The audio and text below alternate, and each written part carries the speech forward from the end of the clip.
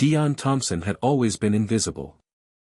Not in the literal sense, he existed, he breathed, he walked. But in the eyes of the world, and especially in the eyes of the prestigious institution where he worked, he might as well have been a ghost. At least, that's how it felt most days. His life was simple. It wasn't the kind of life anyone would write about, the kind that would make people's eyes widen with admiration or envy. He was the janitor's son at Harvard University, a man who had spent most of his days sweeping floors, scrubbing windows, and cleaning classrooms where the brightest minds in the world came together. No one looked twice at Dion. And why would they? He was, after all, just a black kid from a poor neighborhood, doing his best to get by. But that morning, everything changed. It was a crisp fall day, the kind that made the leaves dance in vibrant hues of orange and yellow as they fell to the ground, covering the campus with a patchwork quilt of color. Dion was finishing his morning shift when he made his way through the campus library. He didn't normally enter the library unless he had to, but that day, a strange pull tugged at him. Maybe it was the quiet hum of the place, or the way the soft lighting made the bookshelves glow. Whatever it was, he found himself inside, sweeping the floor near a table where several students were gathered around, their heads bent low in concentration. Dion was used to the sounds of intense study in this place, he had seen it every day for years. But something was different today. As he approached, his attention was caught by a piece of paper on the table, a sheet of paper that was covered in numbers, symbols, and equations that he could barely comprehend. He paused, feeling an inexplicable curiosity stir inside him. One of the students, a young man with glasses and a sharp jawline, looked up briefly and caught Dion's eye. You're in the way," the student said, his voice a mix of annoyance and indifference. "Could you sweep somewhere else?" Dion nodded, not wanting to make any waves. But before he could turn away, something in the equation caught his eye. The symbols didn't make sense, but the structure of the problem did. It looked like a challenge, something he could conquer. He moved away from the table, but the curiosity gnawed at him. He couldn't stop thinking about it. Something about the puzzle was calling him, and without thinking too much, he stopped sweeping and walked over to the desk where the paper lay. "Hey, that's not for you," another student warned, but Dion didn't hear him. He was too focused on the equation. For a moment, he simply stood there, staring at the paper. The problem was a complex algebraic equation involving matrices, integrals, and variables Dion had never seen before. But despite the complexity, there was something in the structure that seemed familiar to him. He had seen equations like this in passing, during his brief and fleeting moments in the university's halls, the kind of place he could never truly be a part of. He'd overheard the students talking, discussing the problems they were solving, and sometimes, their frustration at not finding a solution. He ran a hand over his face, deep in thought, before he reached into his pocket and pulled out a pen. He began to sketch the problem on a clean piece of paper, copying it down exactly as it was. The more he worked with it, the more it seemed to make sense. He didn't know why, but the symbols and numbers fit together in his mind, like the final pieces of a puzzle that had been scattered for years. Minutes passed, then hours, and still, Dion continued to work. The students around him grew frustrated with the problem and eventually gave up, but Dion's focus only deepened. He wasn't thinking about anything else, just the numbers, the symbols, the puzzle that needed solving. It was as if time had stopped around him. Finally, after what felt like an eternity, Dion paused. He stared at the paper in front of him, his heart racing. The solution was there, hidden in plain sight, just waiting to be discovered. It wasn't just the answer. It was the key to something greater, something that he could barely comprehend. He felt a rush of exhilaration wash over him, like a flood of energy that surged through his veins. His hand shook slightly as he picked up the paper, clutching it tightly. He didn't know what to do next. He wasn't a student at Harvard. He wasn't a mathematician. He was just a janitor's son, sweeping floors in a place where people like him were barely noticed. But this was different. This felt important. Dion stood up, looking around nervously. No one was paying attention to him. No one had even noticed he had been working on the problem. He took a deep breath and decided, against his better judgment, to walk over to the professor's table at the front of the library. The tension in his chest was almost unbearable, but he couldn't shake the feeling that he had just unlocked something extraordinary. He approached one of the professors, an older man with a thick beard and glasses perched on the tip of his nose. The professor was absorbed in a book, not noticing Dion's approach. "Excuse me, sir," Dion said, his voice quiet but steady. The professor looked up, momentarily surprised, and then glanced at Dion. "Can I help you?" he asked, not recognizing the janitor's son who had dared to interrupt him. I think I've solved the equation you were working on," Dion said, his voice barely above a whisper. He held out the piece of paper with his solution. The professor's eyes narrowed as he glanced at the paper, then back at Dion. A flicker of confusion passed across his face, followed by a brief flash of skepticism. "You solved it?" The professor's voice was incredulous, as if such a thing were impossible. He reached for the paper, still not quite believing what he was hearing. Dion didn't say anything else. He simply watched as the professor scanned the paper, his eyes scanning the equations. For what felt like a long time, the professor didn't say a word. His expression remained unreadable. And then, slowly, almost imperceptibly, his eyes widened. This can't be," the professor muttered to himself. His hands trembled slightly as he ran over the paper again, this time more carefully. The answer was there. It was accurate. It was correct. Dion's heart skipped a beat. The professor looked up at him, his expression no longer one of skepticism, but of awe. "Where did you? How did you?" the professor stammered, still processing what had just happened. He was clearly taken aback, unsure of what to say next. Dion stood there, his mind racing.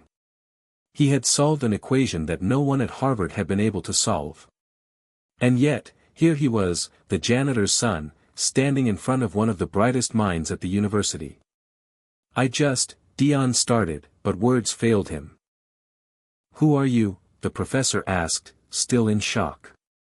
"How did you even come across this problem?" Dion looked around the room. He wasn't supposed to be here. He wasn't supposed to be the one solving equations. But for the first time in his life, he felt something stirring within him, a spark of possibility, of hope, something he had never allowed himself to believe in. He took a deep breath, and with more confidence than he ever thought he could muster, he answered, "My name is Dion Thompson. I work here. And I think I might have just solved your impossible equation." As the professor stared at him, a mixture of disbelief and awe on his face, Dion felt a strange sense of pride and fear swell within him. He didn't know what would happen next. But one thing was certain, this moment, this impossible equation, had changed everything. And Dion Thompson was no longer invisible. Hit subscribe and leave a comment with where you're watching from. This story might just spark a new beginning. What's one thing that always pushes you forward, even when things get tough? Dion Thompson had always felt out of place. From the moment he was born, he knew he didn't fit in with the world around him. Growing up in the heart of Roxbury, a neighborhood in Boston where the streets were lined with stories of hardship and resilience, life hadn't exactly been kind. But it had been real. The people were tough, the days were long, and survival was the primary goal. Nobody ever expected much from anyone in Roxbury. But what they didn't understand was that Dion had always dreamed of more. Dion's father, Robert Thompson, worked as a janitor at Harvard University. For as long as Dion could remember, Robert had been the hardest working man he knew. Robert didn't have a high school diploma, and certainly no college degree, but he had something far more important, grit. Robert had arrived at Harvard years ago as an immigrant, looking for a way to make a living. He started off cleaning floors in the science buildings, then worked his way up to a full-time position, cleaning offices and classrooms. As a young boy, Dion had always been proud of his dad. Robert never complained about his job, never said a word about the fact that his work was invisible to the university's elite professors and students. The family's modest apartment was just a stone's throw away from the university, and whenever Dion visited Harvard with his father, he could feel the sense of awe in the air. The beautiful, ivy-covered buildings, the bustling campus, the sense of importance that seemed to hang over the place, it was all so foreign to him. "I may clean the floors, son, but that doesn't mean I don't see what goes on in those classrooms," Robert would often say to Dion as they walked through the pristine hallways. "You keep your eyes open, and you'll learn more than you think." Dion never really understood what his father meant by that. It wasn't until later that he realized that his father wasn't just talking about the classroom lectures or textbooks. Robert was talking about the lessons that weren't written in any books, lessons about life, persistence, and finding value even in the most overlooked places. Despite his father's wisdom, Dion's life had been anything but easy. Roxbury wasn't a safe place, and while the neighborhood was full of hardworking people, it was also plagued with poverty, drugs, and violence. Dion's mother had passed away when he was just 5 years old, leaving Robert to raise him on his own. He'd done his best, but Dion could see the toll it took on his father. Even though Robert worked hard every day, it was never enough to pull them out of their circumstances. Dion never had the things his friends had, fancy sneakers, the latest gaming consoles, or brand new clothes. His father's paycheck could barely cover the rent, let alone anything extra. Dion learned early on to be resourceful. He became used to fixing things, whether it was his old bicycle, a broken TV, or even the shoes that were falling apart. As a teenager, Dion found a quiet satisfaction in solving problems, though the problems he faced weren't the kinds of things that typically made headlines. They were the day-to-day struggles of a kid trying to make something out of nothing. And while his classmates spent their weekends at parties or playing sports, Dion spent his days helping his father, tinkering with broken gadgets, or just reading books he'd borrowed from the library. School, too, was a challenge. While Dion had always been a good student, the pressure of his environment weighed heavily on him. He often found himself distracted, either by the constant noise of the streets or the pressure of not fitting in with the kids who lived in the wealthier parts of town. He was smart, but he wasn't the kind of student who stood out in a room full of privileged, overachieving classmates. Most of the time, Dion felt invisible. When the teachers praised the other students for their achievements, Dion was lucky if his name was even mentioned. Still, he worked hard. There were moments when he could feel the potential within him, like a quiet hum, waiting to be unlocked. And yet, even those rare moments of confidence were quickly overshadowed by the reality of his life. How could a kid from Roxbury, with no money and no connections, ever hope to succeed in a place like Harvard? The thought seemed laughable. But Dion had always admired the students and professors at Harvard. They were like a different breed of people, people who lived in a world he could barely fathom. He would watch them from a distance, walking the paths of the campus, engaged in deep intellectual conversations or discussions about research that seemed light years away from his life. The library was his favorite place to visit. Sometimes, when his shift ended, he would sit quietly in one of the back corners, letting the hum of the university wash over him. The students and professors would come and go, but to Dion, it was like watching a world he could never be a part of. That didn't mean he didn't try to learn, though. When the opportunity arose, he would read through the textbooks left behind in classrooms. They were complex and often over his head, but Dion had always been good at figuring things out on his own. It wasn't that he understood everything right away, but there was something deeply satisfying about solving problems, no matter how small. Even if the world didn't acknowledge it, he knew there was value in learning, even in the smallest of ways. His father always told him that life wasn't about the things you had, but about the things you could do. You can't change the world if you're only looking at the surface, son. You have to dig deeper. And Dion had learned how to dig deeper, even when others told him to keep his head down and accept his place. But as much as Dion tried to push himself, there was still one question that loomed over him: how could he ever escape the boundaries of his world? The question had haunted him for years.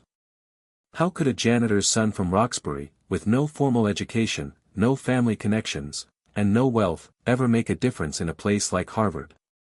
Then, one day, the impossible happened. It was that fateful morning in the library. Dion had been cleaning the floors, just like any other day. But then, he had walked past a group of students struggling with an equation, a problem so complex, so intricate, that it seemed to mock the very notion of a solution. Without thinking, Dion had stopped, his eyes drawn to the problem on the page. It was like a switch had flipped inside him. For a moment, he had wondered if he was crazy. Who was he, after all, to think that he could solve this equation? But then something inside him pushed back. No, he thought. I can do this. The more he stared at the paper, the more it seemed to come alive in front of him. He couldn't explain it, but something clicked. The symbols, the numbers, they didn't look like a mystery. They looked like a challenge, one that was meant for him to solve. And so, without asking for permission, without even hesitating, Dion had started working on the equation. He didn't care that he wasn't a student at Harvard. He didn't care that he had no formal training. In that moment, he felt something stirring inside him, a confidence he had never known. The problem, for the first time in his life, felt solvable. Little did he know, the solution he was about to find would change everything. Dion Thompson hadn't expected much when he handed the paper with the solved equation to Professor Martin, the graying, bearded professor in the library. In fact, he'd been prepared for the same reaction he'd always received: disbelief, dismissal, maybe even ridicule. After all, what did he, a janitor's son, know about the complex world of Harvard mathematics?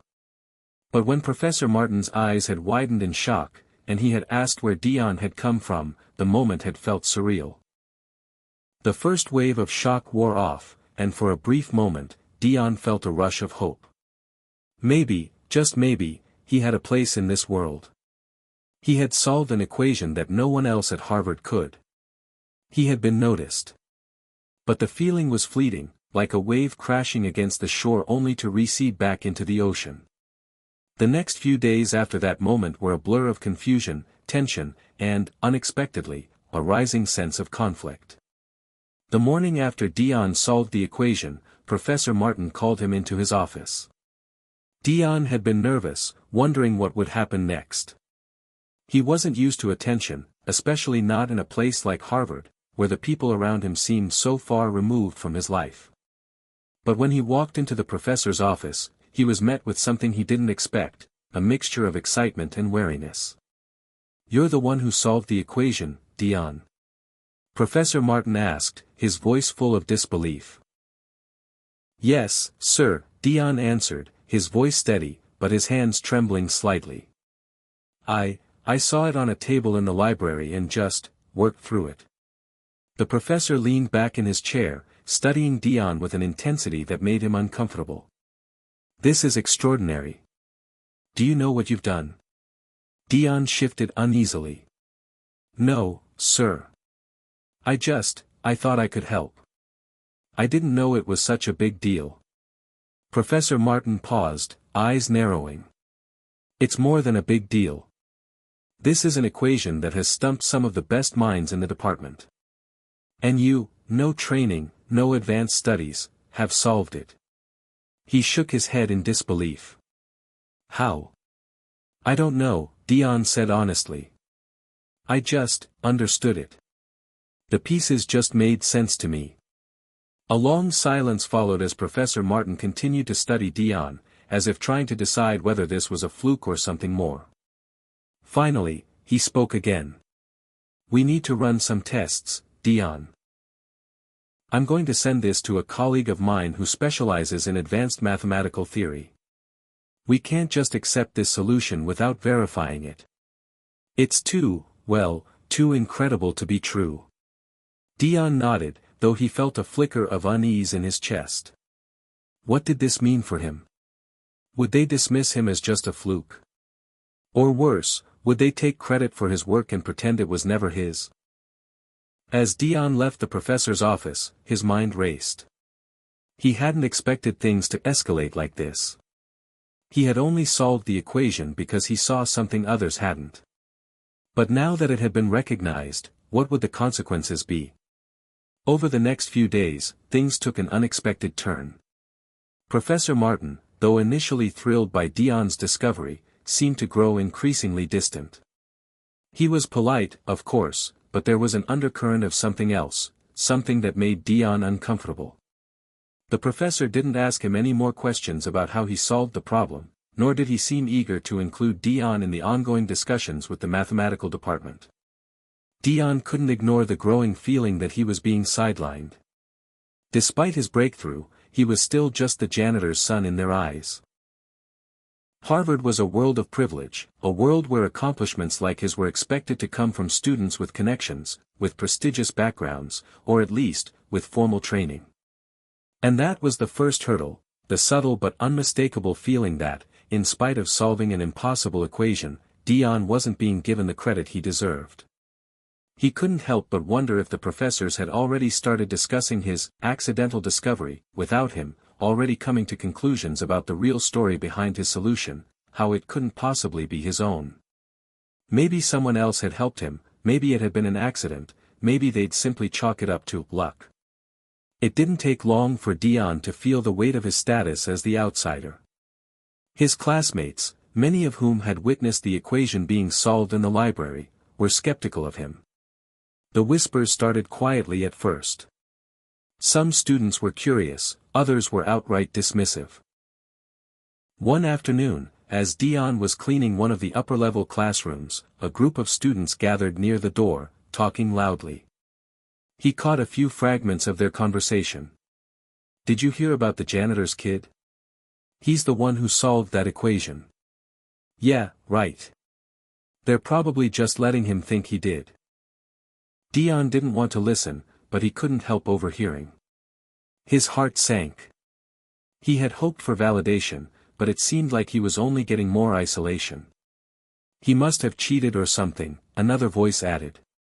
"There's no way someone like him could solve something that complex. Maybe he saw someone else's work." Dion felt a cold wave wash over him, and for the first time since that moment in the library, he questioned himself. Maybe they were right. Maybe this was all a mistake. The next day, a student named Nathan, one of the math majors who had been at the table when Dion solved the equation, approached him.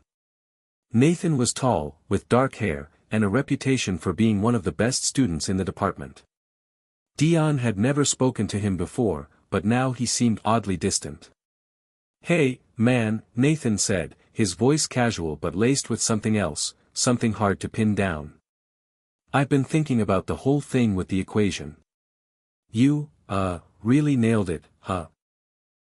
Dion smiled weakly, not sure what Nathan was getting at. "I mean, yeah," Nathan continued, his tone shifting. "But, I guess I've been talking to some of the professors about it, and they're not too keen on how you just solved it, you know. There's talk of, some concerns. Some of the guys think you might have been helped out." Dion felt his stomach tighten. "Helped out?" "Yeah, I mean, it's not like they think you're lying or anything. But, they've got their own theories, you know." Nathan's voice dropped lower, and he leaned in, as if telling Dion a secret. "They think maybe you got your hands on some of the advanced research notes before, and you just figured it out."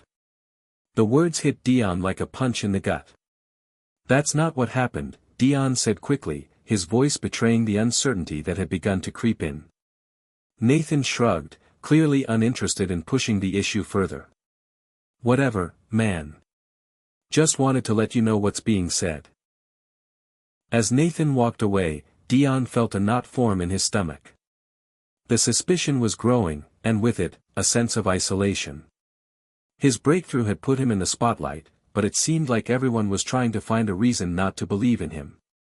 It was becoming clear that Dion wasn't just battling for recognition. He was now fighting to prove he truly belonged in a world that seemed determined to reject him. The days following the tension-filled encounter with Nathan weighed heavily on Dion. The whispers around campus had turned into a dull, incessant hum in his ears. Every time he passed a group of students or sat down in the library, he could feel their eyes on him, like they were trying to dissect his every move. The thrill of solving the impossible equation, the thrill of being seen, was quickly dissipating into a cloud of doubt and alienation. It felt like the world he had briefly stepped into, the world of Harvard, was pulling further and further out of reach. He wasn't supposed to be here. Everyone else seemed to know it but him. But the thing about Dion was that, despite his doubts, he wasn't one to back down. The tension was mounting, but so was his resolve. He couldn't just let the whispers and doubts dictate his fate. He had solved that equation. And in that moment, when everything had seemed so impossible, he had felt something inside of him awaken. A part of him that had always been there, waiting. The same feeling he'd had as a kid when he'd fixed a broken machine or pieced together a puzzle. The same feeling he had when he knew that if he just kept working hard enough, he could find a way out of the darkness of Roxbury. Dion wasn't about to let that spark fizzle out now. It was at this low point that the unexpected happened, a turn that would set him on the journey that would change everything. Professor Martin called Dion into his office again, and this time, there was no hesitation in his tone. No skepticism. Dion, the professor began, his face serious but surprisingly warm, I've spoken with several colleagues about your work. There's something here, something that we can't ignore. Dion's heart leapt in his chest. For a moment, he thought he might be imagining it, but the professor's gaze was steady and focused. I've sent your solution to Dr. Ellison, a colleague of mine at MIT. She's a renowned mathematician, and she's been working on something similar to your problem for years. She believes your approach is groundbreaking. Dion blinked, trying to absorb the words. MIT? Dr. Ellison? You're saying she wants to talk to me? Professor Martin nodded. She believes you might be onto something. We're all very curious to see how far this goes. I believe you've just scratched the surface of something much bigger than any of us expected. For a moment, Dion was speechless. His mind raced. MIT? A renowned mathematician? This was real. This was no longer just a fluke or an accident. He had done something that had made the brightest minds in academia take notice. But along with that thrill came an intense pressure. Was he really ready for this? Could he keep up with experts who had spent decades working on problems like this? What if he failed? Still, Dion couldn't shake the feeling that this was his chance, the chance he'd been waiting for his whole life. It wasn't just about math anymore. It was about something bigger. This was his ticket out of the narrow life he had known, the life where people like him were told to keep their heads down and stay in their place. I'm ready, Dion said, the words coming out with more conviction than he expected. His father's voice echoed in his mind, you have to dig deeper, son. Over the next few weeks, Dion prepared for the meeting with Dr. Ellison. He didn't know exactly what to expect, but he knew that this was a moment he couldn't squander. The journey that lay ahead was unknown, but for the first time, he felt like he was on the right path. He wasn't just a janitor's son anymore. He was someone who had the potential to change the way people thought about math. He spent his nights at the library, poring over textbooks and papers, trying to understand more about the advanced mathematics that had so captivated him. But even in the quiet, peaceful moments when he was alone with his thoughts, the pressure weighed on him. He had always been a self-taught learner, someone who figured things out on his own. But now, in this new world, the stakes were higher. He wasn't just trying to solve puzzles for fun. He was trying to prove himself to the people who had already written him off. One evening, as Dion sat at a desk in the library, studying a particularly difficult theory, he felt a tap on his shoulder. He looked up to find Professor Martin standing there, looking oddly apologetic. Dion, the professor began, his voice lower than usual, there's something I need to tell you. It's about Dr. Ellison's visit. Dion's heart skipped a beat. What is it? Dr. Ellison is coming tomorrow. But, Professor Martin hesitated, looking uneasy, there's a problem. The department isn't exactly eager to endorse your solution. There's a group of faculty members who think that your discovery, while impressive, might not be legitimate. They've expressed doubts about your background and how you could have come to solve the equation without formal training. They're concerned that you might be overstepping. Dion's stomach sank. It was exactly what he had feared. There were people at Harvard who wouldn't believe in him, no matter what he did. He was just a kid from Roxbury, someone who had no business being in this world. I understand if you're feeling discouraged, Professor Martin said softly. But I want you to know that I'm backing you. I'm fighting for you, Dion. What you've done is extraordinary, and it deserves to be recognized. The words hung in the air between them, heavy with both hope and uncertainty. Dion looked at the professor, trying to read his expression. Was this just lip service? Or did he truly believe in him? I won't let them stop me, Dion said, his voice barely above a whisper. Professor Martin smiled slightly. Good. Don't let them. The next morning, Dion stood in the math department office, his palms sweaty and his heart racing. He was about to meet Dr. Ellison, one of the top minds in mathematics. Everything hinged on this moment. The door to the office opened, and in walked Dr. Ellison, a tall woman with sharp features and an air of authority that matched her reputation. Her eyes flicked to Dion as she entered, her gaze sharp and calculating. You're Dion Thompson, she said, her voice low but with an edge of curiosity. Yes, ma'am, Dion replied, trying to steady his nerves. He stood up to shake her hand, but she waved it off, sitting down at the desk without a word. I've reviewed your solution, she said, glancing at the papers in front of her. And I have to admit, it's impressive. But I'm curious, how did you arrive at this answer? Dion swallowed hard. I don't know. I looked at it, and it made sense to me. It was like everything clicked. I wasn't trying to solve it for anyone else. I just wanted to understand it. Dr. Ellison studied him closely, her eyes narrowing. For a moment, Dion wondered if she saw right through him. Then, to his surprise, she nodded slowly. All right, she said. Let's see what you've really got. And with that, the journey that would define his life began. The road ahead was uncertain and filled with challenges, but for the first time, Dion could see that the impossible equation was just the beginning of something much bigger, a journey into a world he had never imagined. The path ahead was unclear, but there was no turning back now. The days following Dion's meeting with Dr. Ellison were a blur of activity and anticipation. The world around him felt both exhilarating and overwhelming. What had started as a moment of doubt had now transformed into something much bigger than he had ever imagined. With Dr. Ellison's interest piqued, the pressure on Dion intensified. His moment of triumph, solving an impossible equation, was now a battleground, not just for recognition, but for acceptance in a world that had long made it clear that he didn't belong. In the week after their meeting, Dion received an email that made his heart skip. Dr. Ellison had invited him to join a private seminar at MIT. It was an invitation that very few had ever received. She wanted him to present his solution to her colleagues, the same people who had dedicated their lives to solving some of the world's most difficult mathematical problems. Dion felt the weight of the invitation settle on his shoulders like a mantle of responsibility. This wasn't just an academic exercise anymore. It wasn't just about proving to himself that he was capable. It was about proving to the world that he was more than his circumstances, more than the son of a janitor from Roxbury who had managed to sneak into the world of Harvard by chance.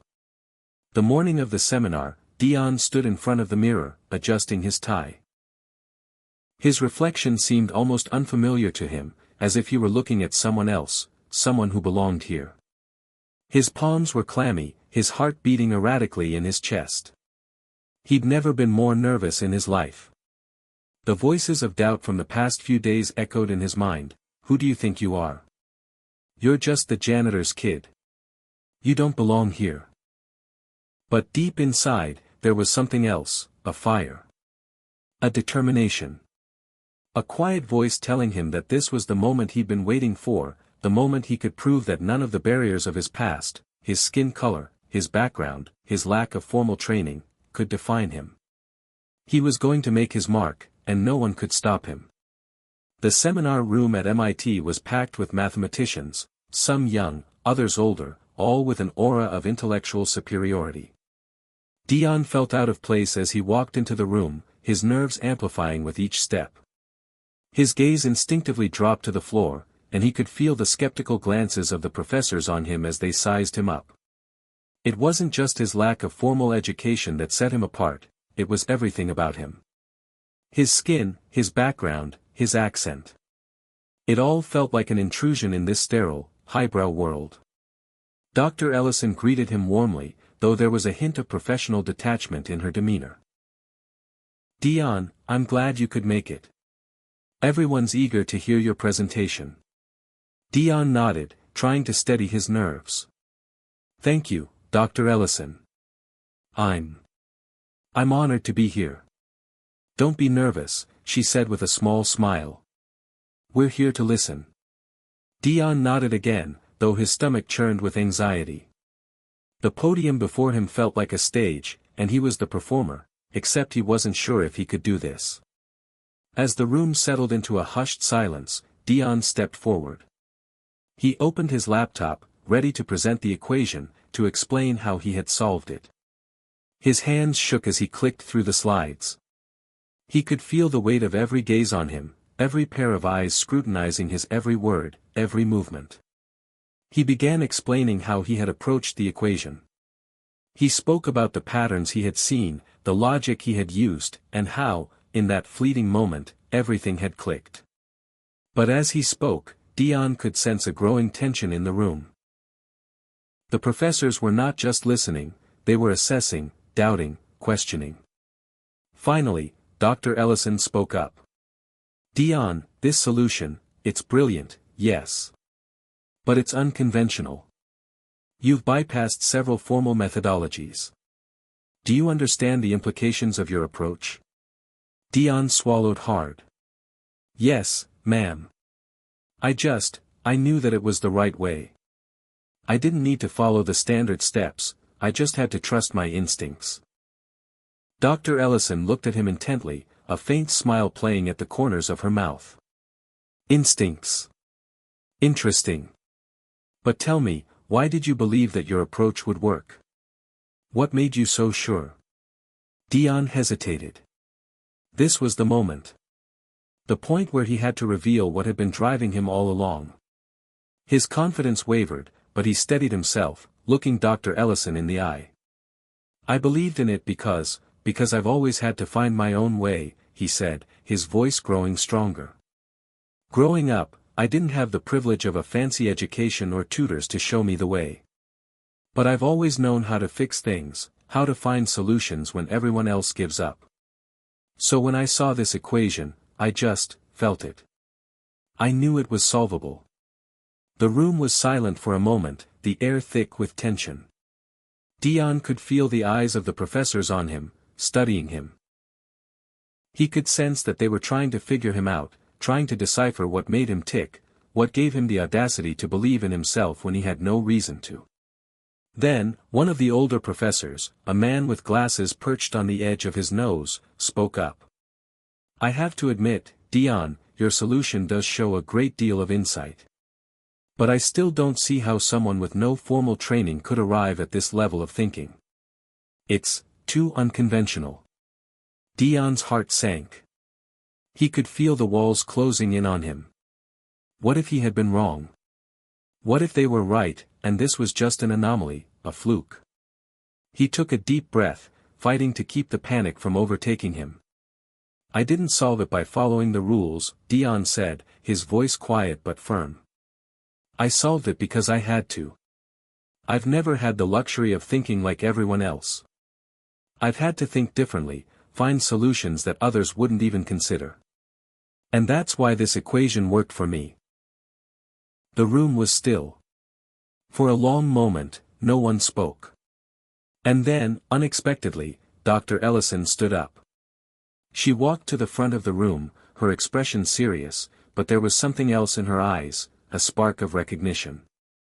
"Dion," she said, her voice cutting through the silence, "you've just done something that none of us expected. You've shown us that there are multiple ways to approach a problem. You've shown us that sometimes, thinking outside the box isn't just an option, it's necessary." A murmur of agreement rippled through the room, and for the first time since he had walked into the seminar, Dion felt a surge of pride. His heart began to race, not with fear, but with excitement. For the first time, he felt like he truly belonged here. Like he had earned his place. Dr. Ellison turned to the rest of the faculty. "I believe we have a lot to learn from Dion. His approach may not fit into the established norms, but that's what makes it so valuable. This is not just a solution, it's a new way of thinking. And we cannot ignore that." The applause was quiet at first, but it grew louder as more people began to recognize the significance of what Dion had done. It wasn't just the solution, it was the bravery, the audacity to believe in himself when no one else would. As Dion stood there, his heart pounding in his chest, he realized that this moment, the emotional climax, was not just a victory over the equation. It was a victory over every doubt, every barrier that had been placed in his way. And in that moment, Dion Thompson knew that this was only the beginning. The journey had just begun. The weeks that followed the MIT seminar were both a whirlwind and a quiet storm for Dion. His presentation to Dr. Ellison's colleagues had shattered expectations, and yet, in some ways, it had only opened the door to an even greater storm. The mathematical community, which had initially been skeptical of his unorthodox solution, had begun to shift. There was a cautious admiration for Dion's work, a growing recognition that his unconventional methods might not only be valid but groundbreaking. But despite the growing recognition, Dion couldn't escape the weight of his past. The accolades from the seminar, the attention from the professors, and the acknowledgement from Dr. Ellison, it was all both thrilling and overwhelming. He had proven himself, but with that validation came new challenges. The doubts, the insecurities, and the fears that had haunted him for years didn't vanish just because he had solved an impossible equation.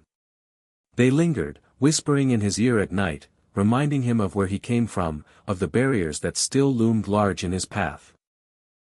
His life at Harvard, though different in many ways from his days in Roxbury, wasn't free of struggle. The whispers, the sideways glances from some of his peers, and the internal pressure to keep performing, these things weighed heavily on him. His background as the janitor's son was never far from his mind. It was a constant reminder that even when you proved yourself, the world around you might never fully accept you. One afternoon, while walking back to his dorm after a long day of lectures, Dion found himself reflecting on the journey that had brought him here. He'd come from nothing, literally nothing. Raised in a small apartment in a working-class neighborhood, Dion had always known the odds were stacked against him. He'd never had the luxury of private tutors or expensive extracurriculars that could set him apart. He'd never had the kind of connections that other students had. His world had always been one of hard work, struggle, and resilience. As he walked past a group of students sitting on the grass, laughing and chatting, Dion couldn't help but overhear their conversation. They were talking about their summer plans, internships, vacations, exclusive conferences. Their lives were so different from his, so far removed from everything he had ever known. He felt a pang of longing, the kind that came from realizing how out of place he sometimes felt in this world. It wasn't just that he didn't have the same privileges, they didn't even seem to notice that they had privileges. They were born into this world of opportunity, while he had fought tooth and nail to carve out his space. Dion continued walking, his thoughts darkening. What if I don't belong here? What if this all falls apart? It wasn't until he returned to his dorm room that his phone buzzed, interrupting his spiral of thoughts. It was a message from his father, Marcus Thompson. Dion, I saw your presentation on the MIT site. I'm proud of you, son. But don't forget where you came from. No matter how far you go, never forget what matters. You've got a gift, but but it's your heart that's going to carry you further than any equation. Dion sat down on his bed, holding his phone in his hands, staring at his father's words. A lump formed in his throat. His father had always been a rock for him, a source of unshakable support. But Marcus Thompson, despite his humility and wisdom, had always carried the weight of the world on his shoulders. He had worked tirelessly to provide for Dion and his siblings, often to the point of exhaustion. He was a man who had built his life from the ground up, just like Dion was trying to do now. The message reminded Dion of something important. It wasn't just about the math or the recognition. It was about the person he was becoming along the way. He wasn't just solving equations, he was learning to navigate a world that had never been designed for him. He was learning to carry the legacy of his family while trying to forge his own path. His heart, the part of him that had carried him through his toughest times, would always be his true guide. Later that night, Dion sat down at his desk, the weight of his thoughts settling into his chest. He opened his laptop, staring at the same equation that had started it all, the impossible equation. But as he looked at it now, it didn't seem so impossible. His mind wandered, not just over the numbers and formulas, but to the people who had helped him get here, the professors who had believed in him, the friends who had encouraged him, and, most of all, his father, who had never doubted his potential, even when Dion doubted himself. As he revisited his work, something clicked inside him. He didn't just want to prove that he could solve difficult problems, he wanted to show that anyone could. He wanted to help others who, like him, didn't have the advantages of the elite, who had been told their whole lives that their dreams were too big, too far out of reach. Dion's thoughts turned to the students back at Roxbury. The kids who would never get a chance to be invited to a seminar at MIT. The ones who would never have access to the resources he had now. He thought of how many times he had told himself that he was the exception, that he had somehow made it when so many others didn't. But now, something was different. He didn't just want to be the exception. He wanted to show them that it wasn't about being special, it was about resilience, about believing in your worth even when the world tells you that you don't have a place. It was in this moment, as he stared at the numbers on his screen, that Dion realized what he had to do next. It wasn't just about solving problems for himself or gaining recognition. It was about creating a path for others to follow, about changing the way people saw math, science, and possibility. His journey had just begun, and he had a long way to go, but now he understood that the heart of it all wasn't just equations, it was the human spirit, the drive to persevere, and the courage to break through barriers. Dion closed his laptop with a sense of finality, feeling a quiet strength surge within him. He wasn't done yet. He was just getting started. As the weight of his reflections began to lift, Dion stood up, stretched, and moved toward the window. Looking out at the campus below, he realized that while this world was still daunting, it was no longer a place he was just passing through. It was his world now. One where his story, his journey, could inspire others who had once felt as out of place as he had. He thought about his father's words one last time, "It's your heart that's going to carry you further than any equation." And Dion understood now. He didn't need to prove himself anymore. He just needed to trust that the heart that had carried him this far would continue to guide him through whatever challenges lay ahead. As he turned off the light and climbed into bed, Dion smiled to himself, knowing that whatever came next, he was ready. He wasn't just a kid from Roxbury anymore. He was someone who had found a way to make his mark on the world, and the journey was far from over. Dion's life, after his breakthrough at MIT, began to feel like a whirlwind of opportunities. His name had been whispered among the brightest minds, not just as the janitor's son who solved the impossible equation, but as a rising star in mathematics. But for all the accolades and attention, there was something more profound that Dion was beginning to realize. Being at Harvard and having his work recognized was only the beginning of the true challenge. Though Dion had received an overwhelming amount of positive attention from professors and peers alike, not all of it was glowing. There were murmurs. Some people were impressed, yes, but others were unsettled by how quickly he had achieved something that many believed was unattainable. The doubt started creeping back into Dion's mind.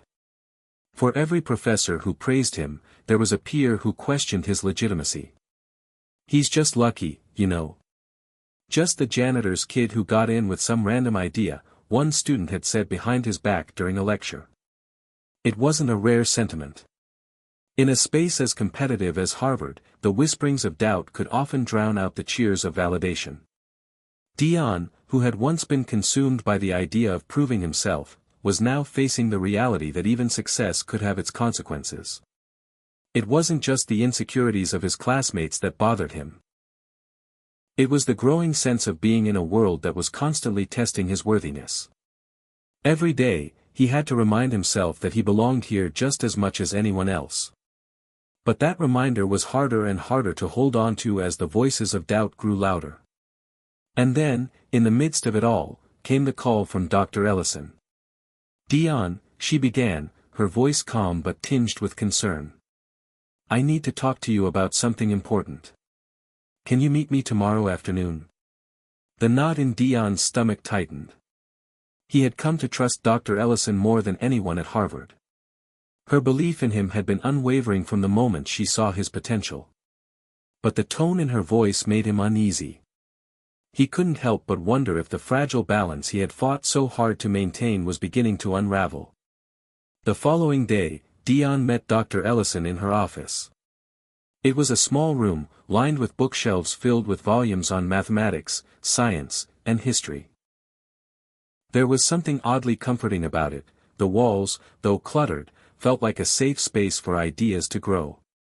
"Please, sit down," Dr. Ellison said, motioning to the chair across from her desk. Her expression was serious, but she smiled warmly as Dion sat.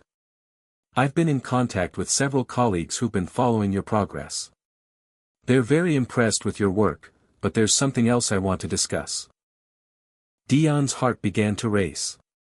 The calmness in her voice only made him more anxious. "Some of the people in the academic community have started questioning your methodology," Dr. Ellison continued. "There's concern that your approach is unconventional, and they're worried about the long-term implications. They're asking whether your findings are reliable." Dion's chest tightened. This wasn't what he had expected. "What does that mean? Are they saying I can't do it? That my work was a fluke?" Dr. Ellison sighed, her gaze softening.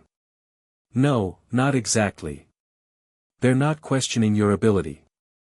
They're questioning the foundation of your methods. You've skipped over traditional steps, used intuition, rather than the standard process, and they're concerned that this could lead to inconsistencies in future research." Dion was silent, the words hanging in the air. The doubt in the academic world, the uncertainty he had fought against, had come for him, even after he had proven his worth. He had solved the equation, but now the very method he had used to do it was under scrutiny. "Is there a way to prove them wrong?" Dion asked, his voice steady despite the storm in his mind. Dr. Ellison leaned back in her chair, her fingers tapping lightly on the desk. "There's always a way to prove things wrong in academia. But you have to understand, this isn't just about you or your work anymore, it's about the bigger picture. If you're going to continue down this path, you'll need to prove that your methods are not only effective but can be replicated consistently. You'll need to show that your approach holds up under pressure." The weight of her words hit Dion like a freight train. This wasn't just about solving equations or gaining recognition anymore.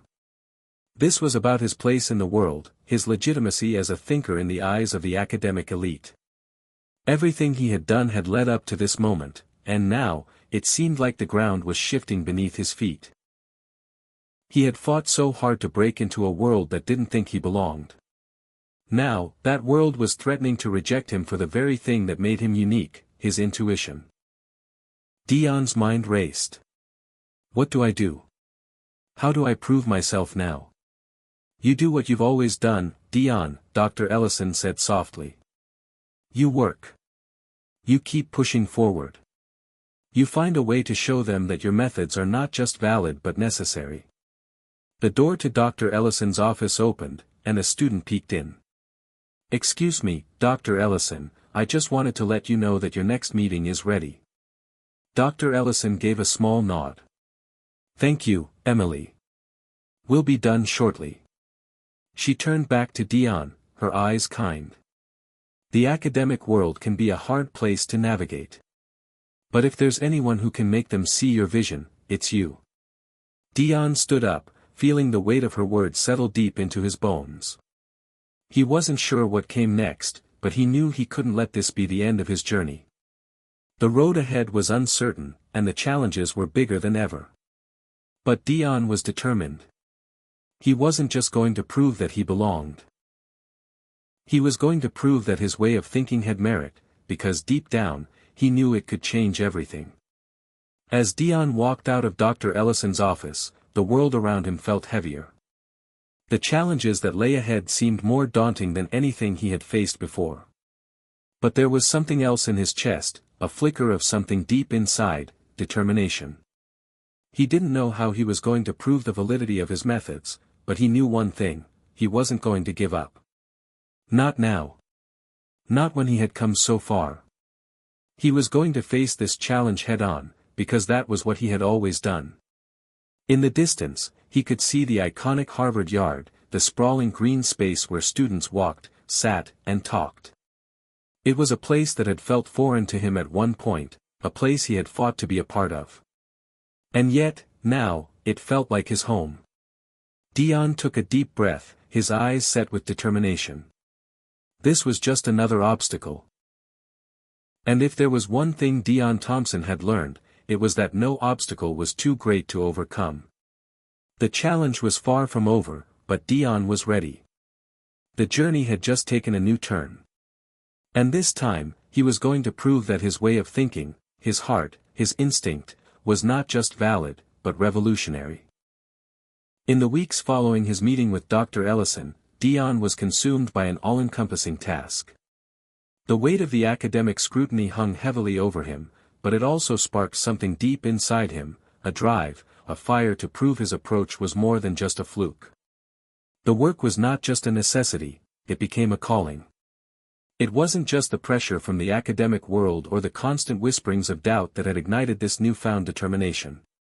No, there was something even deeper at play here. For Dion, the task of validating his methodology was no longer about academic recognition or even proving a point to those who doubted him. It was about proving something to himself. The journey ahead was unclear. The path was still rough, littered with obstacles and unknowns, but one thing was certain: Dion was committed to the journey of discovery.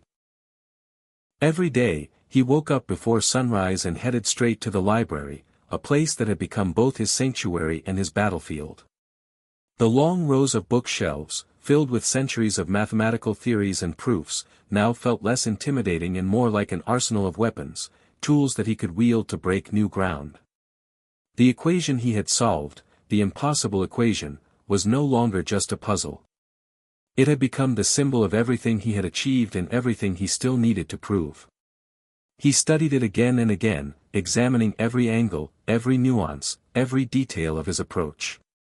He retraced every step, looking for a chink in the armor, a place where his logic might falter, but found none. The equation held firm. But just because the equation held firm didn't mean it was accepted. The harsh truth was that Dion's unorthodox approach was still met with skepticism. His reliance on intuition rather than rigid, step-by-step processes had ruffled feathers in the academic world. He was a threat to the established norms, and the established norms were not keen on being challenged. But Dion was undeterred. Every night, he sat at his desk, notebook open, hands shaking not from fear, but from anticipation. The pieces were falling into place. He wasn't just looking to prove his equation was correct, he was searching for something more profound.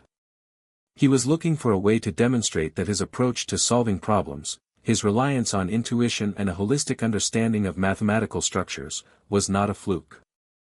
It was a new way of thinking, one that could revolutionize not just mathematics, but other fields as well. The more Dion dug into his work, the clearer it became: he wasn't just solving equations, he was challenging the entire framework of how knowledge was approached in academia. Traditional methods were built on the idea of following a rigid, step-by-step process. But Dion had shown that, sometimes, the answer didn't lie in the process itself, but in how you looked at the problem, in the unexpected connections and the creative leaps of thought that only came when you allowed yourself the freedom to think beyond the established rules. This insight was both exciting and terrifying. It was exhilarating because it meant that Dion had something no one else had. But it was terrifying because he knew how hard it would be to convince others to see things his way. Then, one day, while working in the library, Dion received a message from Dr. Ellison that made his heart race. "Dion, I've arranged for you to present your findings at a major conference. It's a risk, but I think this could be your chance. Prepare yourself. You'll be facing some of the toughest critics in the field." Dion stared at the message for several minutes, a mixture of dread and excitement flooding his system. This was it. This was the moment that would define everything he had worked for. If he could make it through this conference, if he could convince just a few of the skeptical academics that his methods were legitimate, it would validate everything.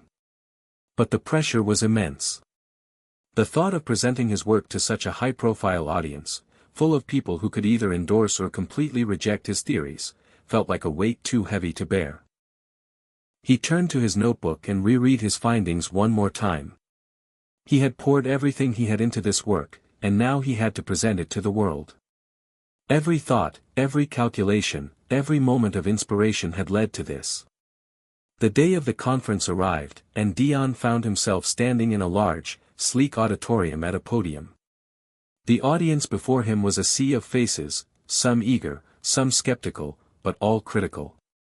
Leading mathematicians, researchers, and professors from prestigious institutions around the world filled the seats. This was the moment. As the introduction concluded and the room grew silent, Dion felt a wave of nervousness wash over him. The familiar anxiety, the fear of rejection, crept into his chest. But as he glanced down at his notes, he heard the voice of his father echo in his mind, "Don't forget what matters.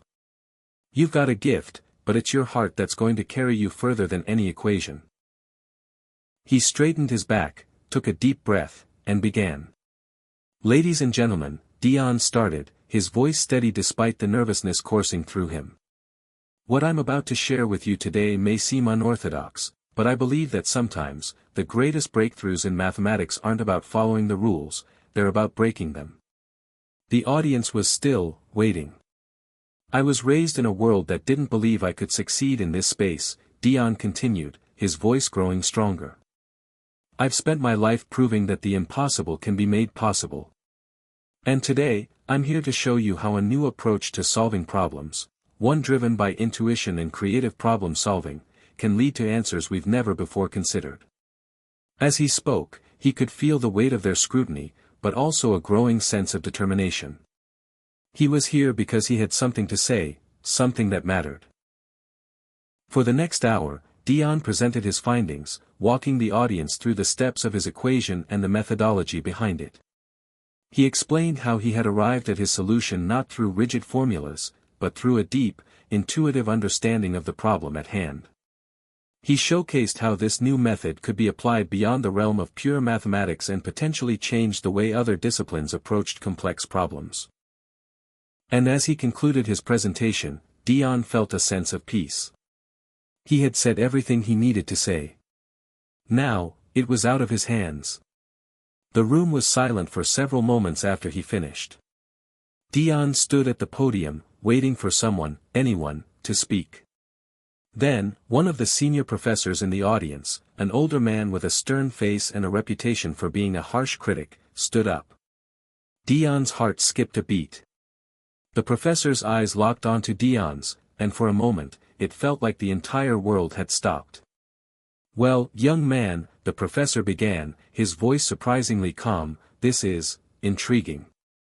You've certainly taken a bold step forward, and while I'm not fully convinced, I think we need to consider your approach. It's unconventional, yes, but there's something here that might just be worth pursuing." Dion exhaled in relief. The professor hadn't dismissed him outright.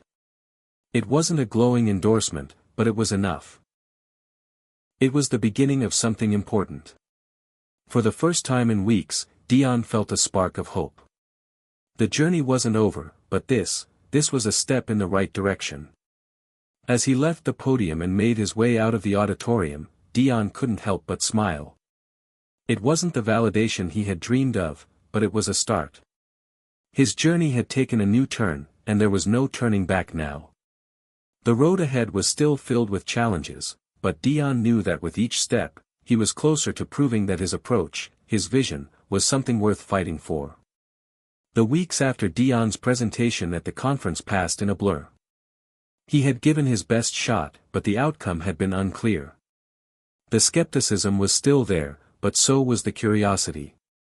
The seed had been planted, but it was far from fully sprouted. While some were cautiously optimistic, others were just waiting for him to fail.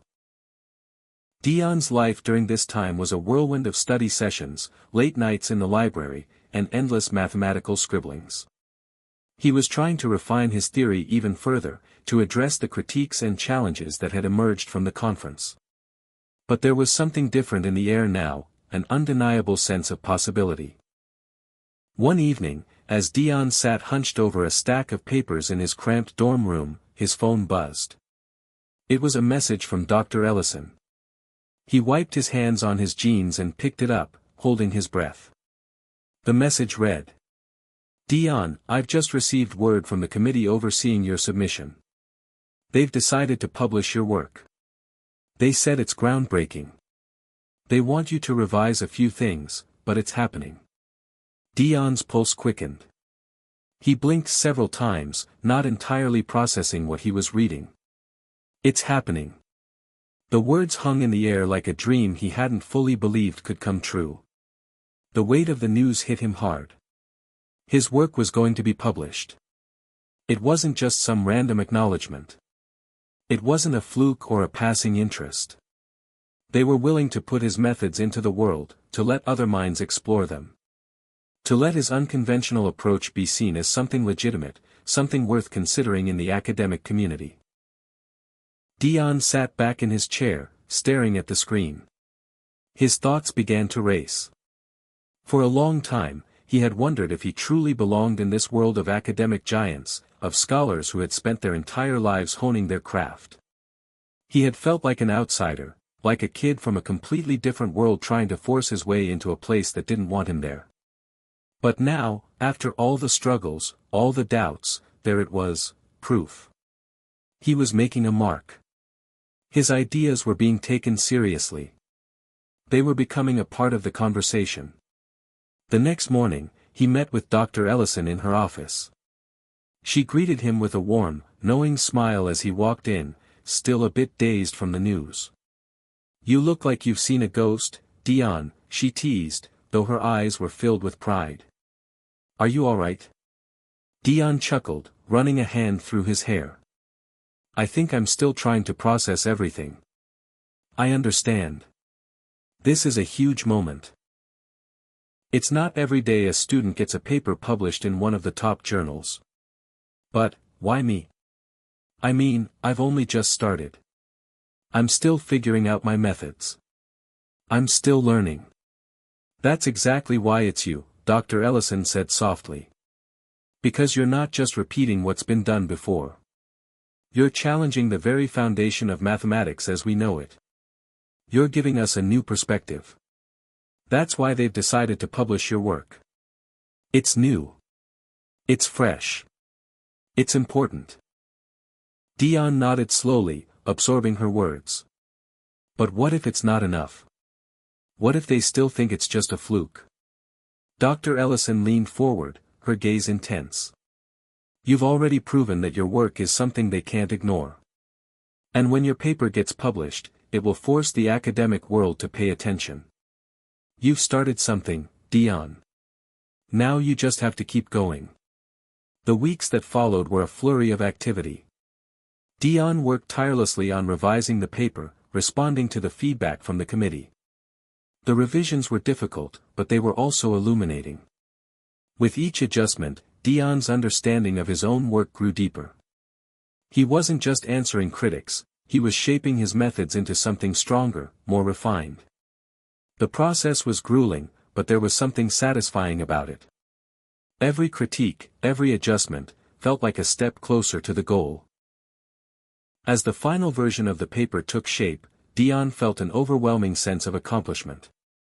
It was no longer just a personal achievement, it was something that could change the way people thought about mathematics, something that could alter the course of future research in ways he hadn't even imagined. But despite the progress, despite the growing excitement, Dion knew this was only the beginning. His work was about to be published, yes, but the real challenge was yet to come. The academic world was known for being fickle. His methods would be scrutinized, picked apart, and questioned. The praise he had received so far was encouraging, but it didn't mean the battle was over. There were still many who doubted him, many who saw him as an outsider, someone who didn't belong. And then, just as the pressure seemed to mount, the moment arrived. The day of the publication felt surreal.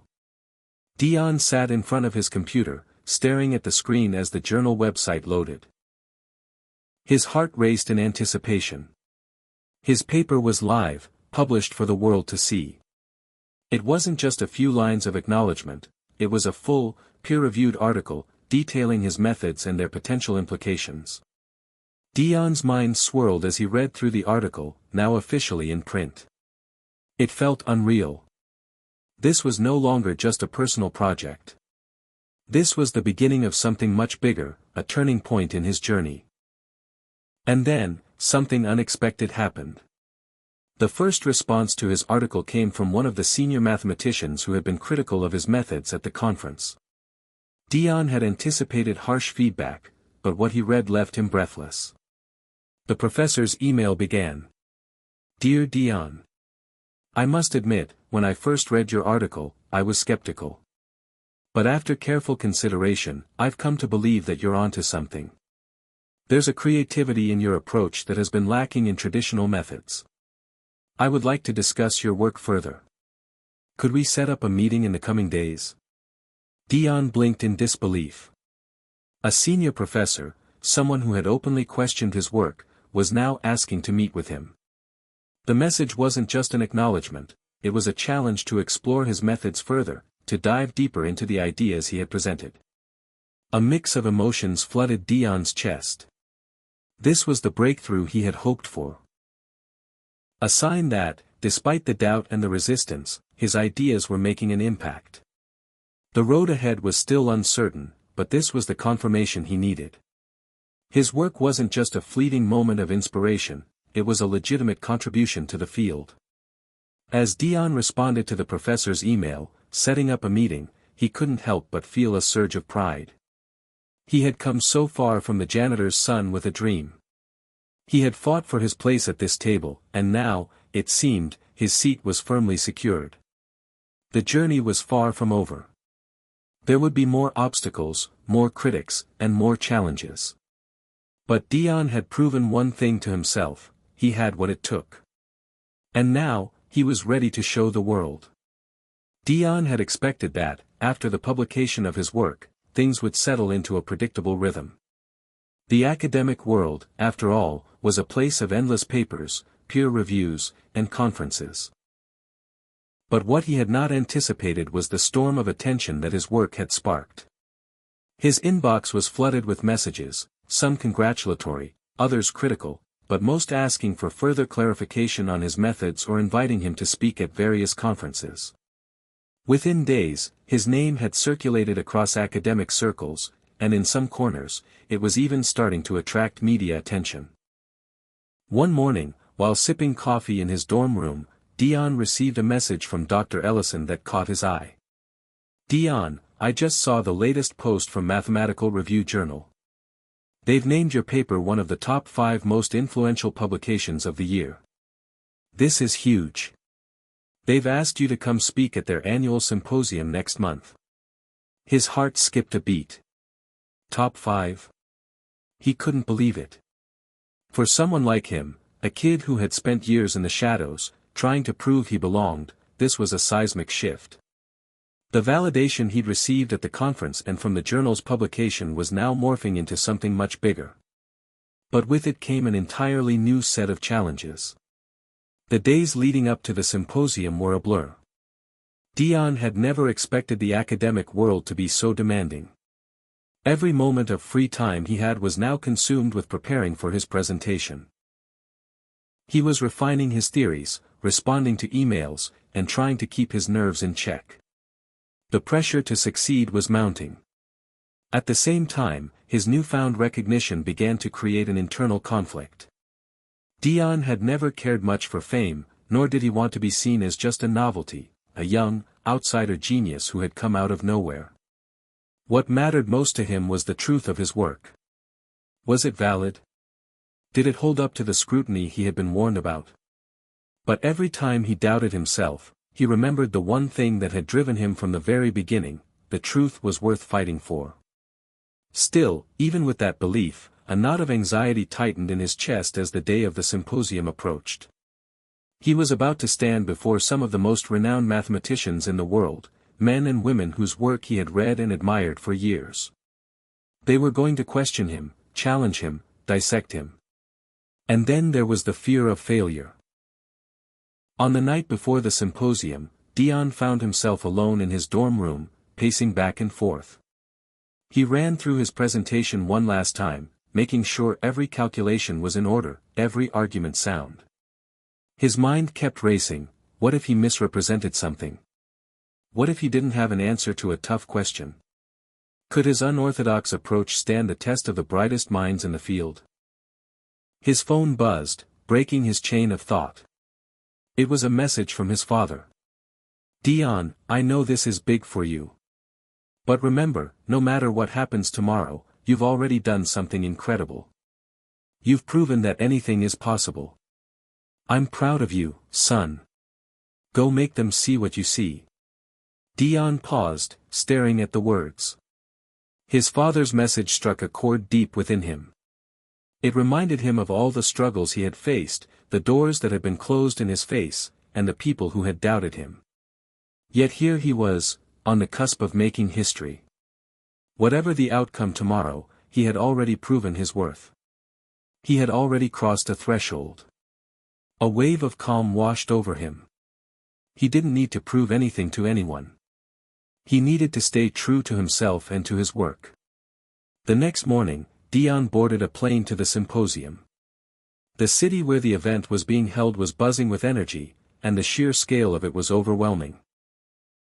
He had attended a few small conferences before, but this was different.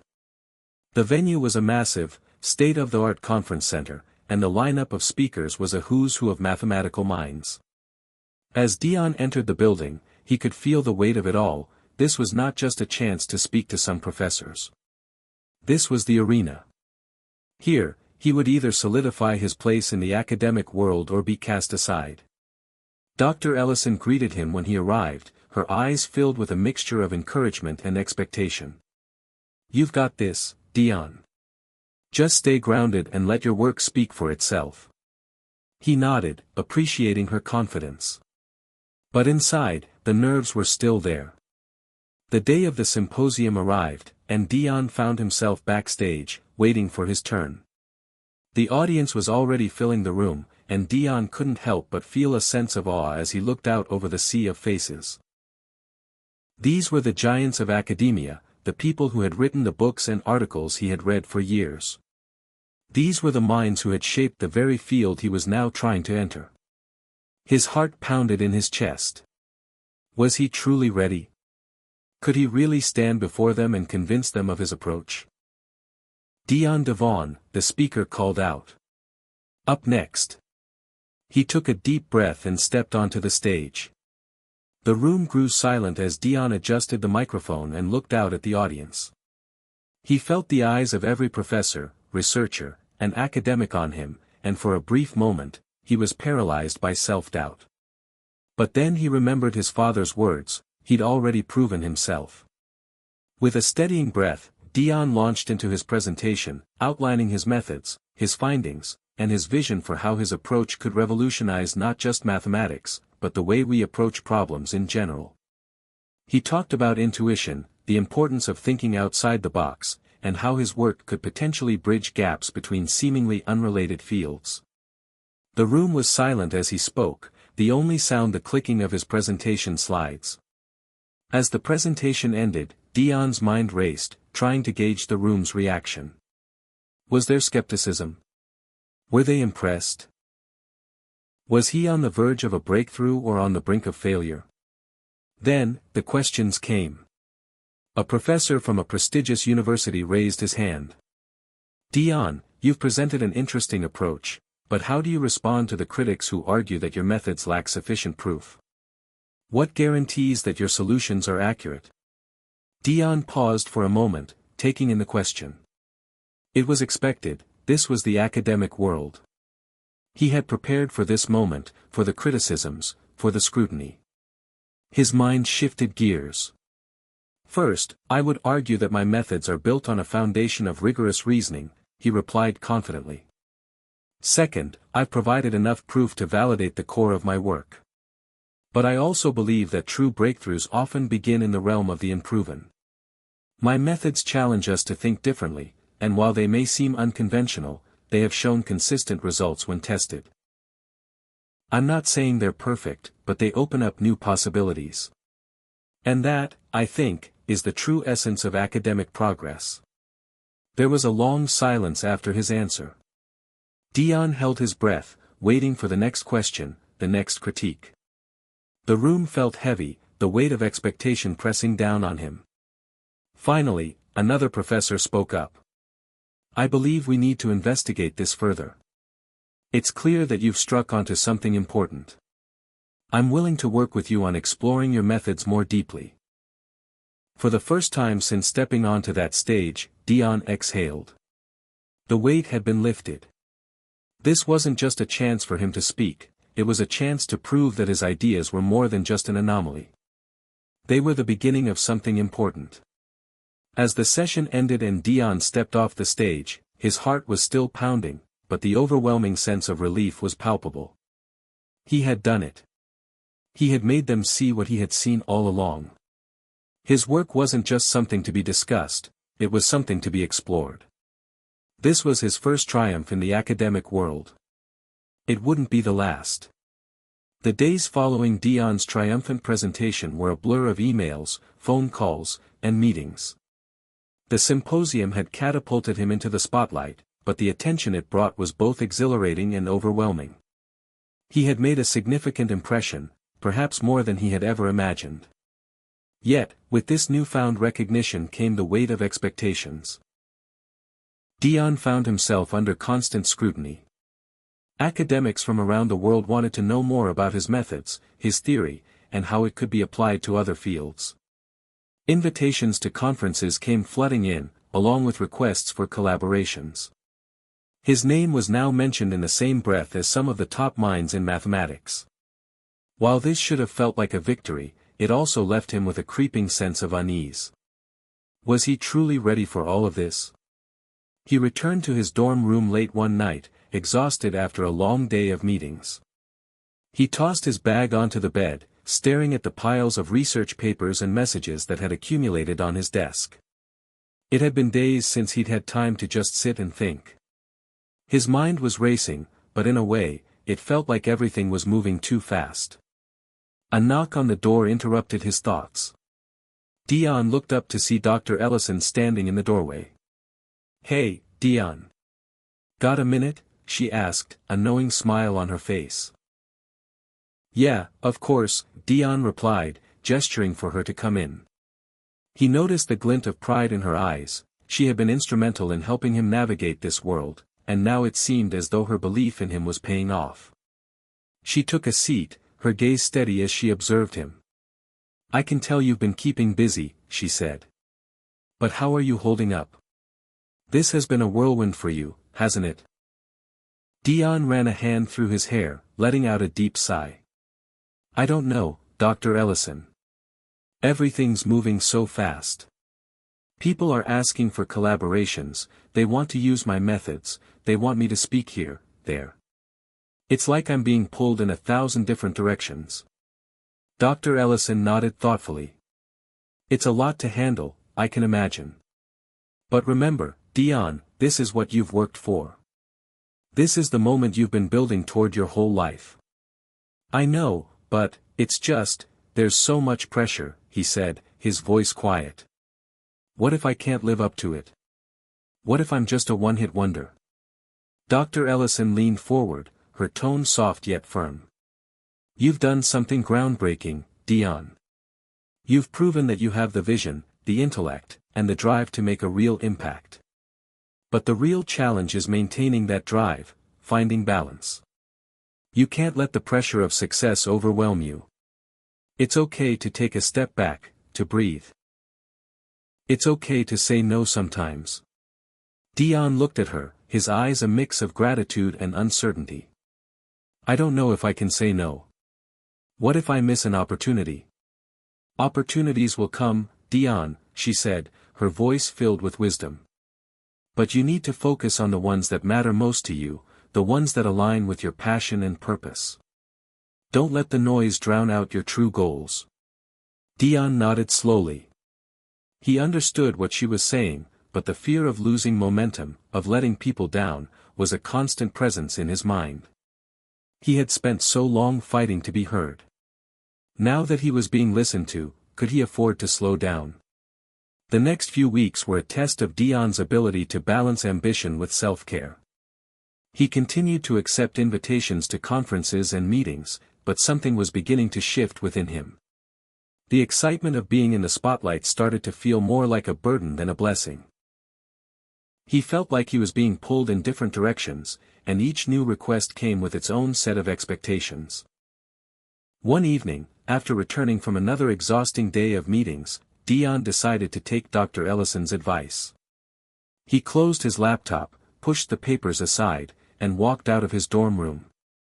It had been a long time since he had done anything for himself, since he had given himself a break. He wandered through the campus, the cool night air filling his lungs. The sounds of students chatting and laughing in the distance felt like a reminder of what life could be like if he wasn't constantly buried in research and responsibility. For the first time in weeks, he allowed himself to simply be. No pressure, no expectations. Just a moment of peace. As the months went by, Dion found a new rhythm. He continued to make significant contributions to the field, but he was more selective about where he focused his energy. He learned to say no when needed, to prioritize his mental and emotional well-being over the endless demands that came with his success. In this time, Dion began to form deeper connections with a small group of like-minded individuals. These were the people who shared his passion for mathematics and discovery, but who also understood the importance of balance. They were the ones who pushed him to think even further, but who also reminded him of the value of rest and reflection. They were his true allies in this journey. One of these allies was Ava, a fellow graduate student who had been following his work since the conference. Ava was brilliant in her own right, and her curiosity about Dion's methods was infectious. But what really drew him to her was her perspective on life. She had a way of seeing the world that was grounded in curiosity and wonder, not in the pressure to succeed. You know, Dion, Ava said one afternoon as they sat in the library, I think what you're doing is incredible. You're showing people that there's more than one way to solve a problem. You're challenging the very foundations of how we think about mathematics. But what I admire most is that you're doing it in your own way, on your own terms. Dion smiled at her words. It was a reminder he needed to hear. In the face of so much pressure, he had to remember that his success wasn't just about proving others wrong or meeting their expectations. It was about staying true to his own vision and continuing to ask the hard questions. I guess I never thought about it like that, Dion admitted. It's easy to get caught up in trying to please everyone, to keep up with what's expected. But sometimes, I just need to remember why I started in the first place. Ava nodded. Exactly. You're not just solving equations, you're changing the way we approach them. And that's bigger than any individual achievement. Dion's heart swelled with gratitude. In that moment, he realized that the road he was on wasn't just about accolades or recognition, it was about something deeper. It was about making a lasting impact, not just in his field, but in the way others viewed the world and their place in it. As the year drew to a close, Dion's reputation continued to grow. His work had become a topic of discussion in academic circles worldwide, and the opportunities continued to pour in. But through it all, Dion remained grounded in the lessons he had learned over the past few months: the importance of balance, the power of relationships, and the need to stay true to himself. He had faced the burden of success head-on, and while it wasn't always easy, he had found a way to carry it. The pressure was still there, but it no longer consumed him. Dion had discovered that true success wasn't about meeting other people's expectations, it was about staying connected to his own purpose and finding joy in the journey. He had already made his mark on the world. And now, he was ready to see where the journey would take him next. Hit subscribe and leave a comment with where you're watching from. This story might just spark a new beginning. What's one thing that always pushes you forward, even when things get tough? Dion stood at the edge of a university campus, staring at the horizon as the sun dipped behind the trees, casting a warm golden glow across the quad. He had just finished another long day of meetings and emails, and for the first time in a while, he felt the weight of everything pressing down on him again. It wasn't that he didn't love what he was doing, far from it. He had always dreamed of having his work recognized, of contributing something meaningful to the world of mathematics. But now, as his influence continued to grow, it felt like he had become part of a system that was more interested in the hype than the actual work. He had spent years building his theories, carefully crafting his ideas with the hope of changing how the academic world approached certain problems. And yet, as he looked around at the media frenzy surrounding his success, he couldn't help but feel like his work was becoming a commodity, something to be consumed and analyzed for the sake of notoriety. The phone in his pocket buzzed, interrupting his thoughts. He glanced at the screen. It was a text message from Dr. Ellison. "Hey Dion, there's someone I'd like you to meet. I think you'll be interested in what they're working on. Meet me at the coffee shop in 30 minutes. Trust me." Curious, Dion decided to head to the cafe. He had learned to trust Dr. Ellison's judgment, especially when it came to new opportunities. Over the past few months, she had become more than just a mentor, she had become a sounding board for his ideas, someone who helped him navigate the complexities of the academic world. When he arrived at the coffee shop, he saw Dr. Ellison sitting at a table with a woman he didn't recognize. The woman was dressed in a smart blazer, her expression sharp, and she was typing away on a laptop. Dion couldn't help but notice the energy in the room around her. People seemed to instinctively take notice when she entered the cafe. As Dion approached, Dr. Ellison stood up and greeted him with a warm smile. "Dion, I'd like you to meet Professor Amelia Hayes," she said, gesturing to the woman at the table. "She's an expert in computational theory, and I think her work could be a game-changer for yours." Dion extended his hand to Amelia, still unsure of who she was or why Dr. Ellison thought their paths should cross. "Nice to meet you," he said, his tone polite but slightly reserved. Amelia smiled and shook his hand firmly. "Likewise, Dion. I've heard a lot about your work. It's impressive." Dion sat down across from her, still curious. "What kind of work do you do?" Amelia closed her laptop, her demeanor calm but authoritative. "I work in the intersection of computational complexity and theoretical mathematics. More specifically, I study how algorithms can be used to solve problems that have previously been deemed unsolvable in polynomial time." "There's a lot of overlap with your work, actually." Dion's eyes narrowed slightly. "Are you suggesting my approach to these problems is computational?" "Well, in a way," Amelia said, her gaze steady. "Your methods offer a new way of thinking about these problems, approaching them from an intuitive, nonlinear perspective. But computational theory could provide a framework for testing your hypotheses on a larger scale, using algorithms to simulate your theories and confirm their validity." Dion leaned back in his chair, intrigued. "That's interesting. I never thought about my work in those terms. I've always focused on the conceptual and philosophical side, not the computational." I understand, Amelia replied. But your theories challenge existing paradigms, and I think computational models could be a powerful tool to prove that what you've discovered isn't just a theoretical curiosity, it's something that could be practically applied. Dion's mind began to race as he considered the possibilities. He had always been fascinated by the potential of his work to impact real-world problems, but until now, he hadn't seen a clear path to making it practical. This conversation with Amelia was the first time he saw the full potential of his ideas, not just as abstract theories, but as something that could revolutionize industries, solve practical problems, and reshape the way we approach challenges in mathematics. Dr. Ellison watched the conversation unfold, a knowing smile on her face. Dion, I believe Amelia is the perfect person to help you bridge the gap between theory and application. She's not just a brilliant mathematician, she's also someone who knows how to make ideas scalable. Dion turned to Amelia, his mind still processing everything she had said. So, you think we could work together? Amelia nodded. Absolutely. We could explore ways to use computational models to test your hypotheses, maybe even design algorithms that can make predictions based on your theories. I think the possibilities are endless, but we need to start small. Focus on one or two core concepts, then go from there. For the first time in months, Dion felt a spark of excitement. He had always felt like something was missing in his approach to mathematics, something that could take his theories from ideas on paper to something that could be tested and proven.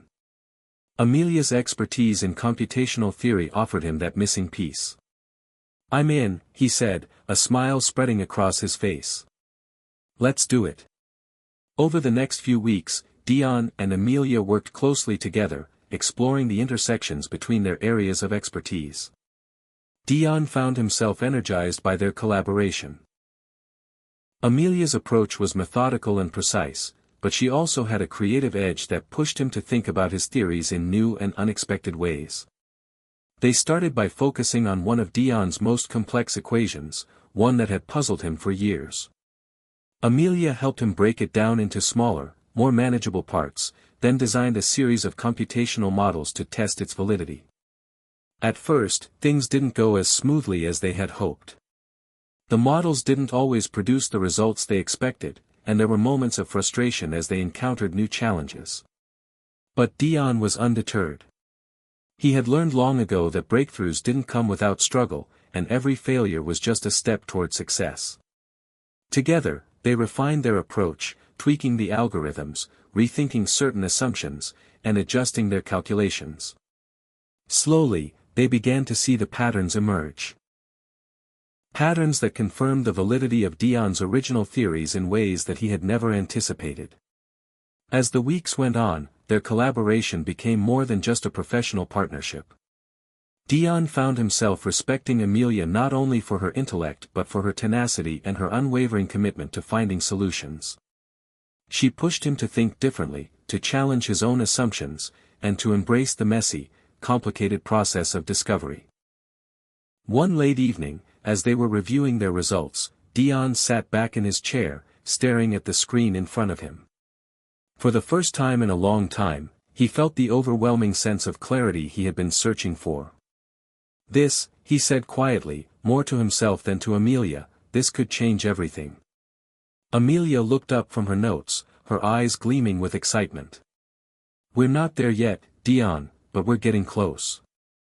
Dion nodded, his mind racing with the possibilities. He had started this journey as a young man desperate for recognition, but now, he realized, it was no longer about proving himself. It was about changing the world, about contributing to a new understanding of mathematics that could potentially revolutionize how the world tackled problems. But as his work gained more attention, and as his collaboration with Amelia began to bear fruit, Dion understood that this was only the beginning. The challenges would only become greater, and the stakes higher. But now, for the first time, he felt like he was ready for whatever came next. With the right people by his side, people like Amelia, he had the confidence that together, they could solve anything. Dion woke up early the next morning, feeling the familiar weight of excitement and anxiety that had accompanied him in recent months. He had just finished a late-night session with Amelia, running through their computational models and refining their methods. The results were promising, but there was still so much left to do. His phone buzzed, interrupting his thoughts. It was a message from Dr. Ellison. "Dion, the conference organizers from MIT want to have a private meeting with you. They've seen your recent work and believe it could be the highlight of their upcoming conference. They want to offer you a keynote speaker slot. Can you make time to meet with them today?" His heart raced. A keynote speaker at MIT? This was another opportunity that he hadn't expected but had secretly hoped for. The pressure, though, was immediate. He had already delivered one game-changing presentation, but the idea of following that up with something even bigger filled him with both excitement and a creeping sense of doubt. He quickly responded, confirming his availability, and then went about getting ready for the meeting. As he stood in front of the mirror, adjusting his tie, he caught a glimpse of his reflection. His appearance had changed in the past year. He no longer looked like the shy janitor's son from the local high school. He was more confident, more polished. But despite this external change, there was still a lingering feeling of imposter syndrome, as if at any moment someone would realize that he didn't belong in the rooms he now found himself in. But he couldn't let that hold him back. Dion knew he had earned his place in the spotlight. He wasn't just the janitor's son anymore. He was a mathematician in his own right, someone whose ideas were now reshaping an entire field. The meeting with the MIT conference organizers was held in a sleek, modern office with glass walls that offered a panoramic view of the city. Dion sat at the head of the table, across from two well-dressed men in their late 30s. Both were highly respected in the academic world, and their interest in Dion's work made him feel both validated and nervous. "Dion, it's an honor to finally meet you," said Dr. Larson, one of the organizers. "Your work has been receiving quite a bit of attention. We believe you have the potential to revolutionize how we understand complex systems, and we'd love to offer you a keynote speaker slot at our upcoming conference." Dion kept his expression neutral, though inside he was buzzing with both excitement and fear. This was a big deal, more than just an opportunity to speak at a prestigious event. This could launch his work onto a global stage. "Thank you," Dion replied, his voice steady. "I'm honored by the offer, and I'd be happy to discuss how my work could fit into your conference." The conversation quickly turned to logistics. Dr. Larson explained the theme of the upcoming conference, breaking barriers in computational and mathematical theory. Dion's work, with its fusion of theoretical mathematics and computational models, seemed to be a perfect fit. But the more they talked, the more Dion began to feel the weight of what was being asked of him. A keynote speaker wasn't just someone who presented a paper, they were expected to be a thought leader, a visionary. Dion felt like a small-town kid who had somehow found himself in the big leagues. After the meeting, Dion walked back to his dorm room, his mind spinning with thoughts of the conference and the pressure that now seemed to follow him everywhere. He had always dreamed of a platform where he could share his ideas, but now that it was within reach, he wondered if he was truly ready for what would come next. As the days passed, Dion and Amelia continued their work, but Dion felt the weight of the upcoming conference hanging over him. His mind was often elsewhere, lost in thought as he tried to craft the perfect presentation. He knew that the keynote slot at MIT could be the breakthrough he needed, but he also feared that it could be his undoing if he wasn't careful. Amelia could sense his growing anxiety. One evening, as they sat in the lab, going over their results, she broke the silence. "Dion, I can tell something's on your mind. You've been distracted for days. What's going on?" Dion looked at her, his shoulders tense. "It's this conference. They want me to give the keynote. It's a huge opportunity, but I'm not sure I'm ready for it. I feel like I'm just going to mess it up."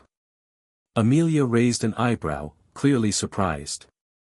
"You mess up? I've seen you work through problems that most people would walk away from. You've earned this. You've already proven your ability." Dion shook his head. "It's different now. People are expecting me to be this this genius. I'm just a kid from a small town who got lucky. What if I don't live up to their expectations? Amelia leaned forward, her voice gentle but firm. Dion, you've never been about meeting other people's expectations. You're about challenging the status quo, pushing the boundaries of what people think is possible. That's why you're here. Not because of luck. Because you've got the ability to change things. Dion exhaled, letting her words sink in. She was right. He had come this far not because of luck, but because of his own hard work, his dedication, and his ability to think differently. I guess I've just been so focused on proving something, he admitted. Proving that I belong. But I've lost sight of why I started doing this in the first place. Amelia smiled. There's nothing wrong with wanting to prove yourself, Dion. But don't let that drive you to the point where you forget why you're doing this. It's not about impressing anyone, it's about sharing your vision, your truth. The rest will follow. Dion looked at her, feeling a sense of relief. He had been so caught up in the pressure that he had forgotten what mattered most, his passion for discovery, his desire to change the way the world approached mathematics. It wasn't about impressing anyone. It was about the work itself, and the impact it could have. I think I know what I need to do, he said quietly. The night before the conference, Dion stayed up late in his dorm room, going over his notes one last time. But this time, it felt different. Instead of obsessing over the finer details or second-guessing his theories, he focused on his core message, the reason he was there in the first place. When he finally went to bed, he felt calm. For the first time in weeks, the pressure seemed to lift. He wasn't going to the conference to impress anyone. He was going to share something important, a new way of thinking that had the potential to change the world. The next day, as he stood backstage at MIT, waiting to take the stage, he felt a sense of clarity and purpose. His heart was racing, but it wasn't out of fear. It was out of excitement. He was about to present something that could shift the way people thought about mathematics, and he was ready to let the world see it. As he stepped onto the stage and looked out at the sea of faces before him, Dion took a deep breath. This was his moment. The moment he had been working toward his whole life. He didn't have to prove anything. All he had to do was speak the truth. And as the spotlight shone down on him, Dion began his presentation, confident and sure that his work was ready to be shared with the world. The spotlight felt like 1,000 suns as Dion stood at the podium. His heart raced, and his palms were slick with sweat, but he knew he couldn't let his nerves get the best of him. He had spent countless hours, days, and weeks preparing for this moment. All the struggles, the doubts, the late-night sessions with Amelia, it had all led to this. He glanced out into the audience. Hundreds of eyes stared back at him, academics, professors, students, and industry professionals. He could feel their expectations, their anticipation hanging thick in the air. But beyond that, there was a sense of opportunity. This was his chance to show them who he really was, not just the janitor's son, but a mathematician who had found a new way to look at the world. A new way to think about math. Dion cleared his throat and began. Good morning, everyone. I want to start by thanking the organizers for inviting me here today. It's truly an honor to speak at a conference of this caliber. But before I dive into the technical details of my work, I'd like to share something personal. The room was quiet. Dion had learned over the years that opening up about his journey made his ideas more relatable. He needed them to understand the person behind the equations, the drive that had pushed him this far. I grew up in a small town, he continued, his voice steady but filled with emotion. My mother worked multiple jobs to support me and my sister, and my father, well, he wasn't around. For the longest time, I didn't see much of a future for myself. I didn't have the kind of opportunities others might have, but I had one thing, curiosity. I spent my nights reading books on everything from science to philosophy to mathematics, trying to make sense of the world. And eventually, that curiosity turned into something more. It turned into a passion. A passion to uncover the mysteries that I had only glimpsed in my readings. He paused, letting his words sink in. The audience was hanging on every syllable, and he could see their interest growing. That curiosity led me to where I am today, standing before you, he said. But let me be clear, I didn't get here by chance. I didn't get here because I had some kind of innate gift.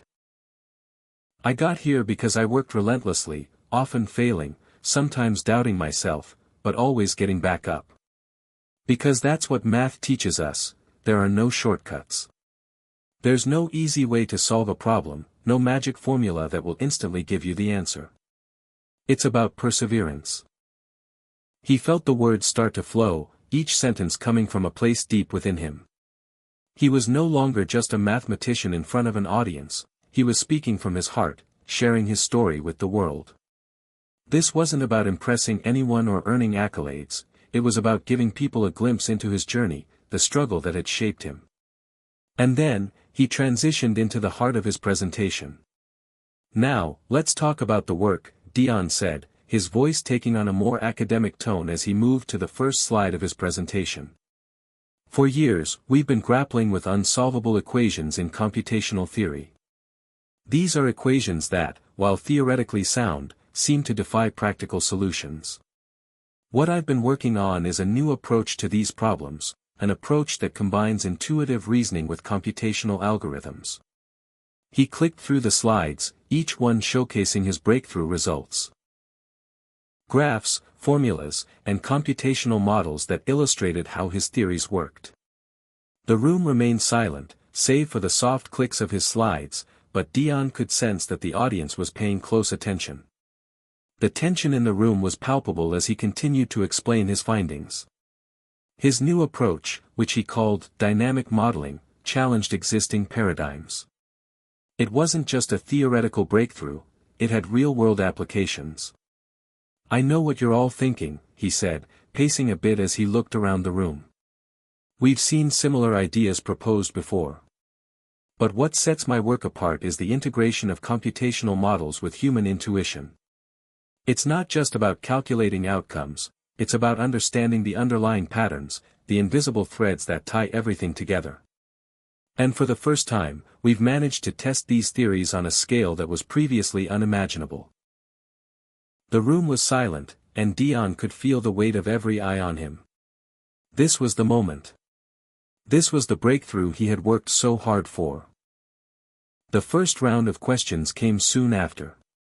At first, they were expected, curious, probing, almost technical.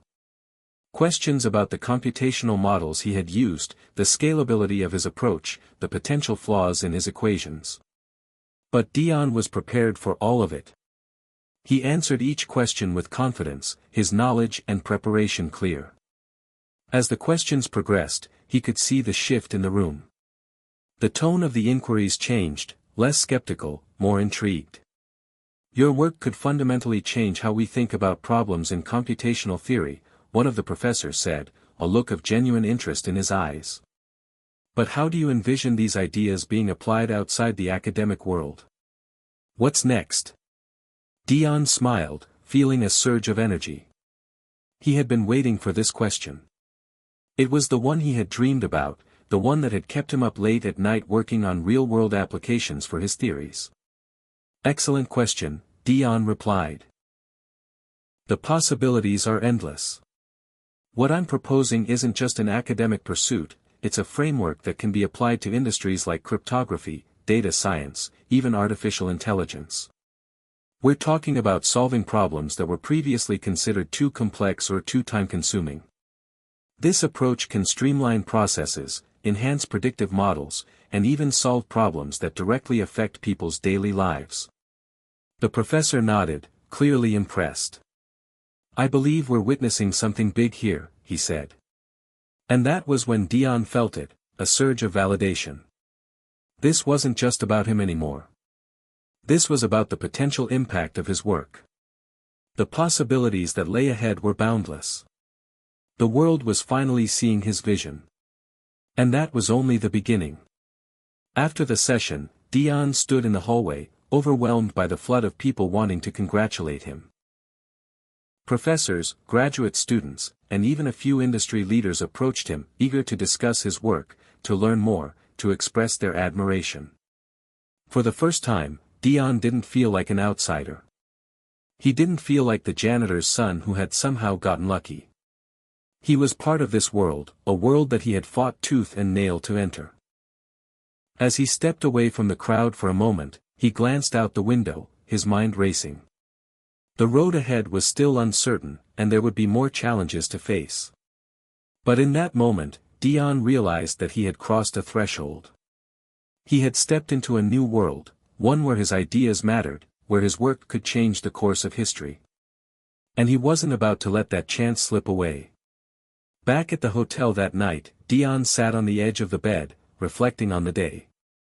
His phone buzzed with a message from Amelia. "Dion, you did it. I knew you would. Proud of you, my friend. You've opened doors that were once closed, and the world is about to see just how big your ideas really are." He smiled, reading her words. There were still many challenges ahead, but for the first time in a long while, Dion felt a sense of peace. He had proven to himself, and to the world, that he wasn't just the janitor's son. He was someone whose ideas could change everything. And this was just the beginning. The days following the conference were a whirlwind. Dion's keynote had generated a level of excitement that he hadn't expected.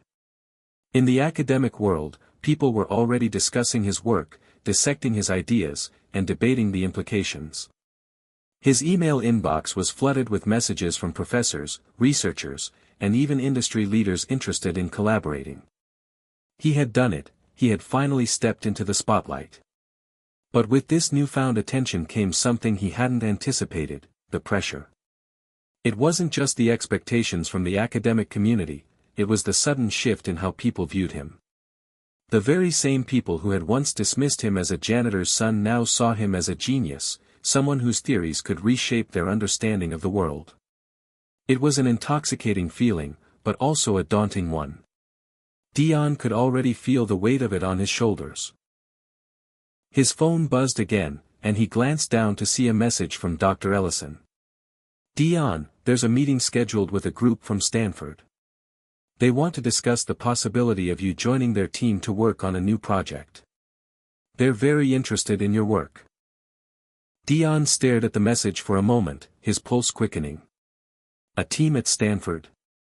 That was huge. It was exactly the kind of opportunity he had dreamed of. But at the same time, he couldn't help but feel a flicker of doubt. This wasn't just about the research anymore. It was about the politics of academia, the game that came with being at the top. He shook his head, pushing those thoughts aside. He couldn't afford to second-guess himself now. The meeting with the Stanford team took place just a few days later. The room was sleek and modern, the walls lined with awards and accolades that spoke to the university's long history of academic excellence. Dion sat across from a group of senior professors and researchers, each one more accomplished than the last. They were all eager to hear his ideas and learn more about the work he had presented at MIT. Dr. Hernandez, the lead professor, was the first to speak. "Dion, we've been following your work closely, and we're incredibly impressed with what you've done so far. Your research has the potential to reshape the entire field of computational theory. We'd like to bring you on board to help develop a new project, something that could push the boundaries even further." Dion listened intently, trying to keep his emotions in check. This was the moment he had been waiting for, the kind of opportunity that could launch his career to new heights. But as they spoke, he started to feel the weight of the situation settling in. The room was full of experts, people who had been at the top of their fields for decades. And here he was, the janitor's son, being asked to join them at the table. "What exactly would my role be?" Dion asked, his voice calm but guarded. Dr. Hernandez leaned forward. "You would be working on the core of the project, helping to refine the computational models we've been developing and integrating your theories with ours. We believe that your perspective could be the missing piece that will take us to the next level." The offer was tempting, but Dion felt a pang of uncertainty. This wasn't just about the research anymore, It was about power, influence, and the politics of academia. He could already see the shifting dynamics, the subtle ways in which people sized him up, the unspoken competition that lingered in the air. He had to make a decision. But Dion wasn't sure he was ready to step into a world where everything was so carefully calculated, so driven by ambition. He had always believed that his work would speak for itself, that his ideas would be enough to carry him forward. But now, it seemed like there was more to it than that. As the meeting came to a close, Dion agreed to take some time to think it over. The invitation was genuine, but the stakes had suddenly become much higher. That night, Dion walked back to his dorm room, his mind spinning. Amelia had sent him a message earlier, asking how the meeting had gone. He replied quickly. "It went well, I think. They want me to join the team at Stanford. But I don't know. I'm not sure I'm ready for all the politics and the pressure that comes with it." His phone buzzed again, this time with a message from her. "You're going to be fine, Dion. Just remember why you're doing this. It's not about the politics, it's about the work. Don't let them pull you into their game. You're already changing the world. Don't lose sight of that." Her words hit him hard. He had always prided himself on staying true to his vision, on focusing on the research, not the fame or the recognition. But now, it was hard to ignore the way the world was changing around him. The pressure to succeed, to prove that he belonged, was becoming more intense with each passing day. He sat down at his desk, staring at the computer screen, but his mind wasn't on the equations in front of him. Instead, it was on the future, on the path he was about to take. The next step would be a defining one. Dion knew that whatever choice he made, it would shape not just his career, but the very future of his work. The next morning, Dion woke up early, determined to make a decision. He couldn't stay in limbo, torn between the allure of success and the fear of losing himself in the process. He spent the morning reflecting on what mattered most. He thought back to the day he had first set foot in Harvard, how out of place he had felt, how determined he was to prove himself. But now, he wasn't just trying to prove anything to anyone. He was trying to make a difference. His work was bigger than his own insecurities, it was about changing the way the world thought about mathematics. At breakfast, he checked his phone one last time. Another email. This one was from Dr. Ellison. "I know you've got a lot of opportunities coming your way, Dion. But I want you to think about something. You don't have to accept any offer just because it's shiny. Remember that you're doing this for you, for the work, for the future. Don't let anyone rush you into a decision. Take your time. You've earned that." Dion stared at the email, feeling the weight of the decision lift just a little. It was as if the universe was reminding him to stay true to himself, to follow the path he had started down without getting distracted by the glitter of success. Later that day, he called Dr. Hernandez at Stanford. "I appreciate the offer," Dion began, his voice steady. "But I've decided to stay focused on my current research. I'm not ready to dive into another project just yet. I have a lot more to prove with my work." Dr. Hernandez was silent for a moment before responding. "I understand, Dion. We'll be watching your progress closely. But if you ever change your mind, the door is always open." Dion thanked him and ended the call, feeling a sense of relief wash over him. He had made the right choice. This wasn't about playing the game. This was about doing the work that mattered, on his terms. That night, as he sat in his dorm room, Dion opened his laptop and stared at the equations on the screen. There was still so much to do, so much to explore. But now, for the first time in a while, he felt a sense of calm. He was on the right path.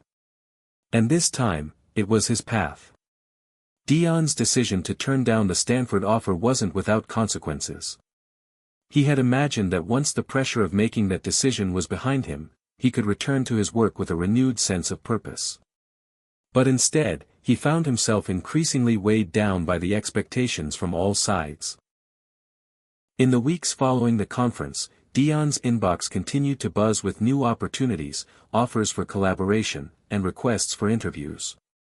His groundbreaking work had attracted more attention than he'd ever imagined, and while that should have been gratifying, it felt more like a burden. Each day brought a new challenge. His room had become a battlefield between distractions and productivity. Each time he sat down to work, his phone would ring, his email would ping, and there was always someone waiting to talk to him. The world, it seemed, was eager to pull him in different directions, to offer him shortcuts and easy ways to make a name for himself. One evening, after a long day of interviews and meetings, Dion found himself sitting at his desk, staring at the equations on his screen. He had made incredible progress, but something felt off. He was no longer excited by the puzzle. Instead, the pressure to produce results was starting to stifle his creativity. It wasn't about solving the equation anymore, it was about making headlines, securing the next big deal, and being recognized by those who had once overlooked him. His thoughts were interrupted by a knock on the door. "Dion? You in there?" It was Amelia. Dion opened the door and stepped aside to let her in. Amelia had been a constant in his life since they had met at MIT, a grounding force amid all the chaos. But even she had noticed the change in him.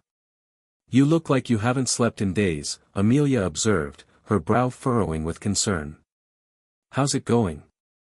Dion sighed and collapsed into the chair at his desk. "I don't know, Amelia. It's just, everything's moving so fast. I'm overwhelmed. It's like I'm caught in this whirlwind, and every time I think I've got a handle on things, something else pops up." Amelia sat down on the edge of the bed. "I can imagine. This kind of attention can be both exciting and exhausting.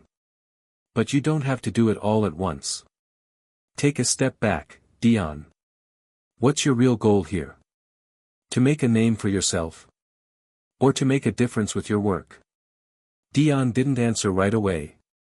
He knew what Amelia was getting at. She was reminding him of the very thing he had tried to hold on to from the beginning, his passion for the work, not the recognition. But the lure of the easy path, of taking advantage of the opportunities that were presenting themselves, was hard to ignore. "I thought I could do both," Dion said quietly. "But now, it feels like the more attention I get, the further I get from the work I actually care about. Everything has become about what's next, what's the next big breakthrough, the next meeting. It's not about solving problems anymore, it's about marketing myself." Amelia nodded. "I get it. But you have to be careful. There's a real temptation here, the temptation to go for the easy win, to take the quick path to success. But if you do that, what happens to the passion that got you here in the first place?" The question hit Dion harder than he expected. He had spent so long chasing this dream, pushing himself to the limit, all for the sake of making a difference. But now that difference was starting to feel more like a commodity, something to be sold to the highest bidder. "Maybe I need to take a break," Dion murmured. "Get away from all this for a while. I don't want to burn out before I even finish what I started." Amelia smiled gently. "That sounds like a good idea. Just remember that it's okay to slow down. No one's going to take your success away from you if you take a step back to recharge. But you have to stay true to your vision. Don't let all this fame and attention distract you from why you're doing this in the first place." Dion nodded, grateful for Amelia's perspective. He had gotten so caught up in the whirlwind of his newfound fame that he had forgotten why he started this journey. He wasn't in it for the accolades or the recognition. He was in it because he wanted to solve problems, to push the boundaries of what was possible in the world of mathematics. That night, Dion made a decision. He would take a short break, just enough to clear his head and get back to the roots of his work.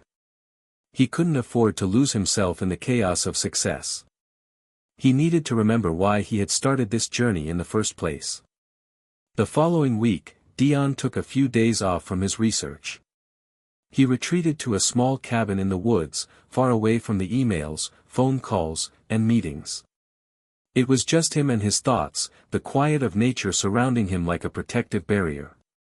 During his time alone, he revisited his early notebooks. The ones filled with sketches and scribbles, the ones where he had first begun to formulate his ideas. He remembered the long hours spent alone, the doubts, the moments when he had felt like giving up. But then there were the breakthroughs, the tiny moments of clarity when everything clicked, when he saw the solution to a problem that had once seemed impossible. It was in that stillness that Dion found his sense of purpose again. The work was still there, waiting for him, and the equation that had consumed his thoughts for months was still solvable. But this time, he wasn't going to let the world push him to solve it on someone else's timeline. He would solve it when he was ready, when it felt right. By the end of his retreat, Dion had a renewed sense of clarity. He didn't need the fame or the pressure to prove himself. His work was enough. He knew now that the only thing that mattered was the impact he could make through his ideas. When Dion returned to campus, he was a man with a new perspective. He wasn't in a hurry anymore. He had the rest of his life to make his mark, but it would be on his terms, not anyone else's. He resumed his research with renewed passion, diving deeper into the problems he had been exploring before the distractions had overwhelmed him. There were still challenges ahead, but now, Dion was ready to face them with a clear mind and an unwavering sense of purpose. The world could wait. Dion knew that, in time, the right people would notice his work, those who truly cared about the problems he was trying to solve. And for the first time in a long while, he felt at peace with that. Dion's retreat had given him the peace of mind he desperately needed, but the calm after his self-imposed break wouldn't last long. The world outside was still hungry for his ideas, and his own mind, refreshed and clearer than before, was once again turning toward the complex equations that had consumed him. It was a crisp Monday morning when the phone rang. Dion was sitting at his desk in his dorm, sipping his coffee and reviewing his notes. The phone call disrupted the calm rhythm he had managed to establish in his return to work. He glanced at the caller ID, and his breath caught in his throat. It was Dr. Ellison. "Dion, we need to talk," Dr. Ellison's voice came through the receiver, sounding more urgent than usual. "There's been a development. Something big." Dion's heart skipped a beat. He had just settled back into his routine, trying to focus purely on his research. The idea of being thrust back into the chaos of academic and professional demands felt overwhelming. But Dr. Ellison's tone made it clear this wasn't something that could be ignored. "I'm listening," Dion said, trying to sound composed even though he could feel his pulse quicken. "There's a team at the National Science Foundation that's been following your work, and they've hit a problem, something they can't solve. They want you to come in and take a look. They believe you might be able to help crack it." Dion leaned back in his chair, absorbing the weight of the words. The National Science Foundation, NSF. This wasn't just any invitation, it was a monumental opportunity. The NSF was a powerhouse in the world of scientific research. This was the kind of chance that came once in a lifetime, a chance to truly make a mark in the field of computational theory. "I don't know," Dion said slowly, weighing his words. "I just came off a break, and I've been trying to focus on my own research. This sounds like it could be a huge distraction." Dr. Ellison didn't miss a beat. "I understand your concerns. But let me be clear, Dion, this problem is huge. If you can help them solve it, the impact on your career would be astronomical. This could be your chance to do something that changes everything, not just for you, but for the entire field. You're ready for this." The words, "you're ready for this," echoed in Dion's mind. Was he? The temptation to dive into such a prestigious project was undeniable, but part of him feared that he might be biting off more than he could chew. He wasn't sure if he was prepared to return to the whirlwind of expectations, but the idea of helping to solve a problem of that magnitude made him hesitate. "What kind of problem are they dealing with?"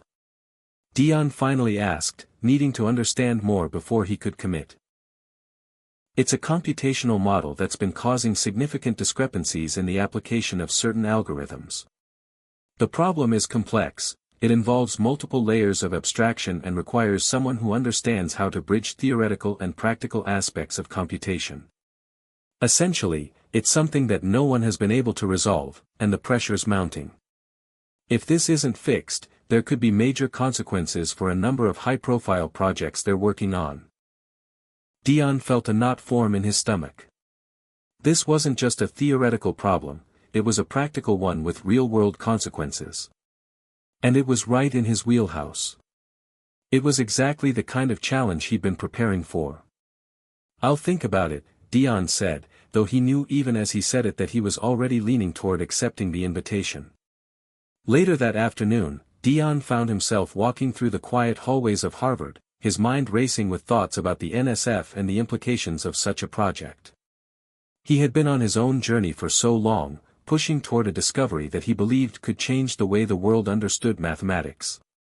And yet, here was another opportunity, another moment where the world was inviting him to contribute in a way that could propel his career forward. But at what cost? As he walked into his office, he found Amelia sitting at his desk, waiting for him. She had been a steady presence throughout his entire academic journey, offering perspective when things got complicated. Dion could always rely on her to help him navigate the pressures he felt.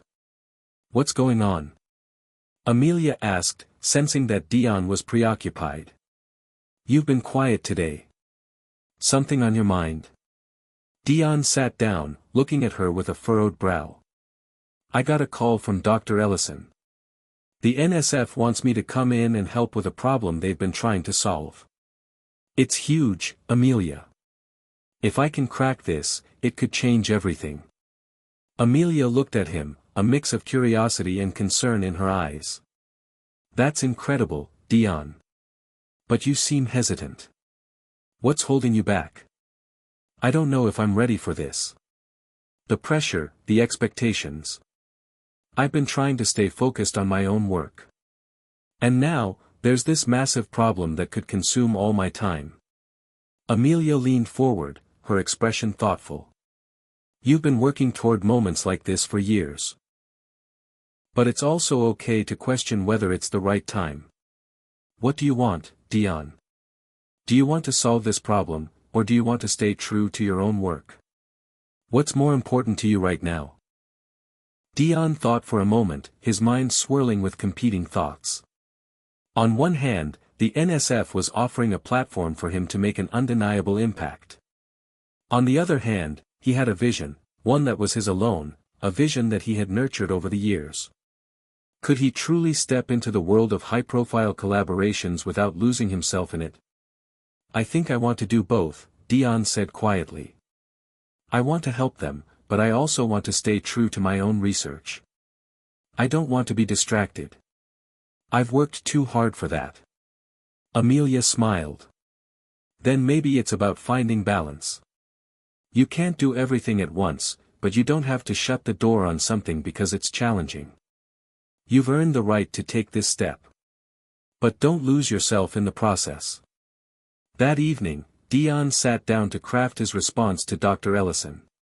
He knew he couldn't turn down the offer from the NSF, it was too big, too important.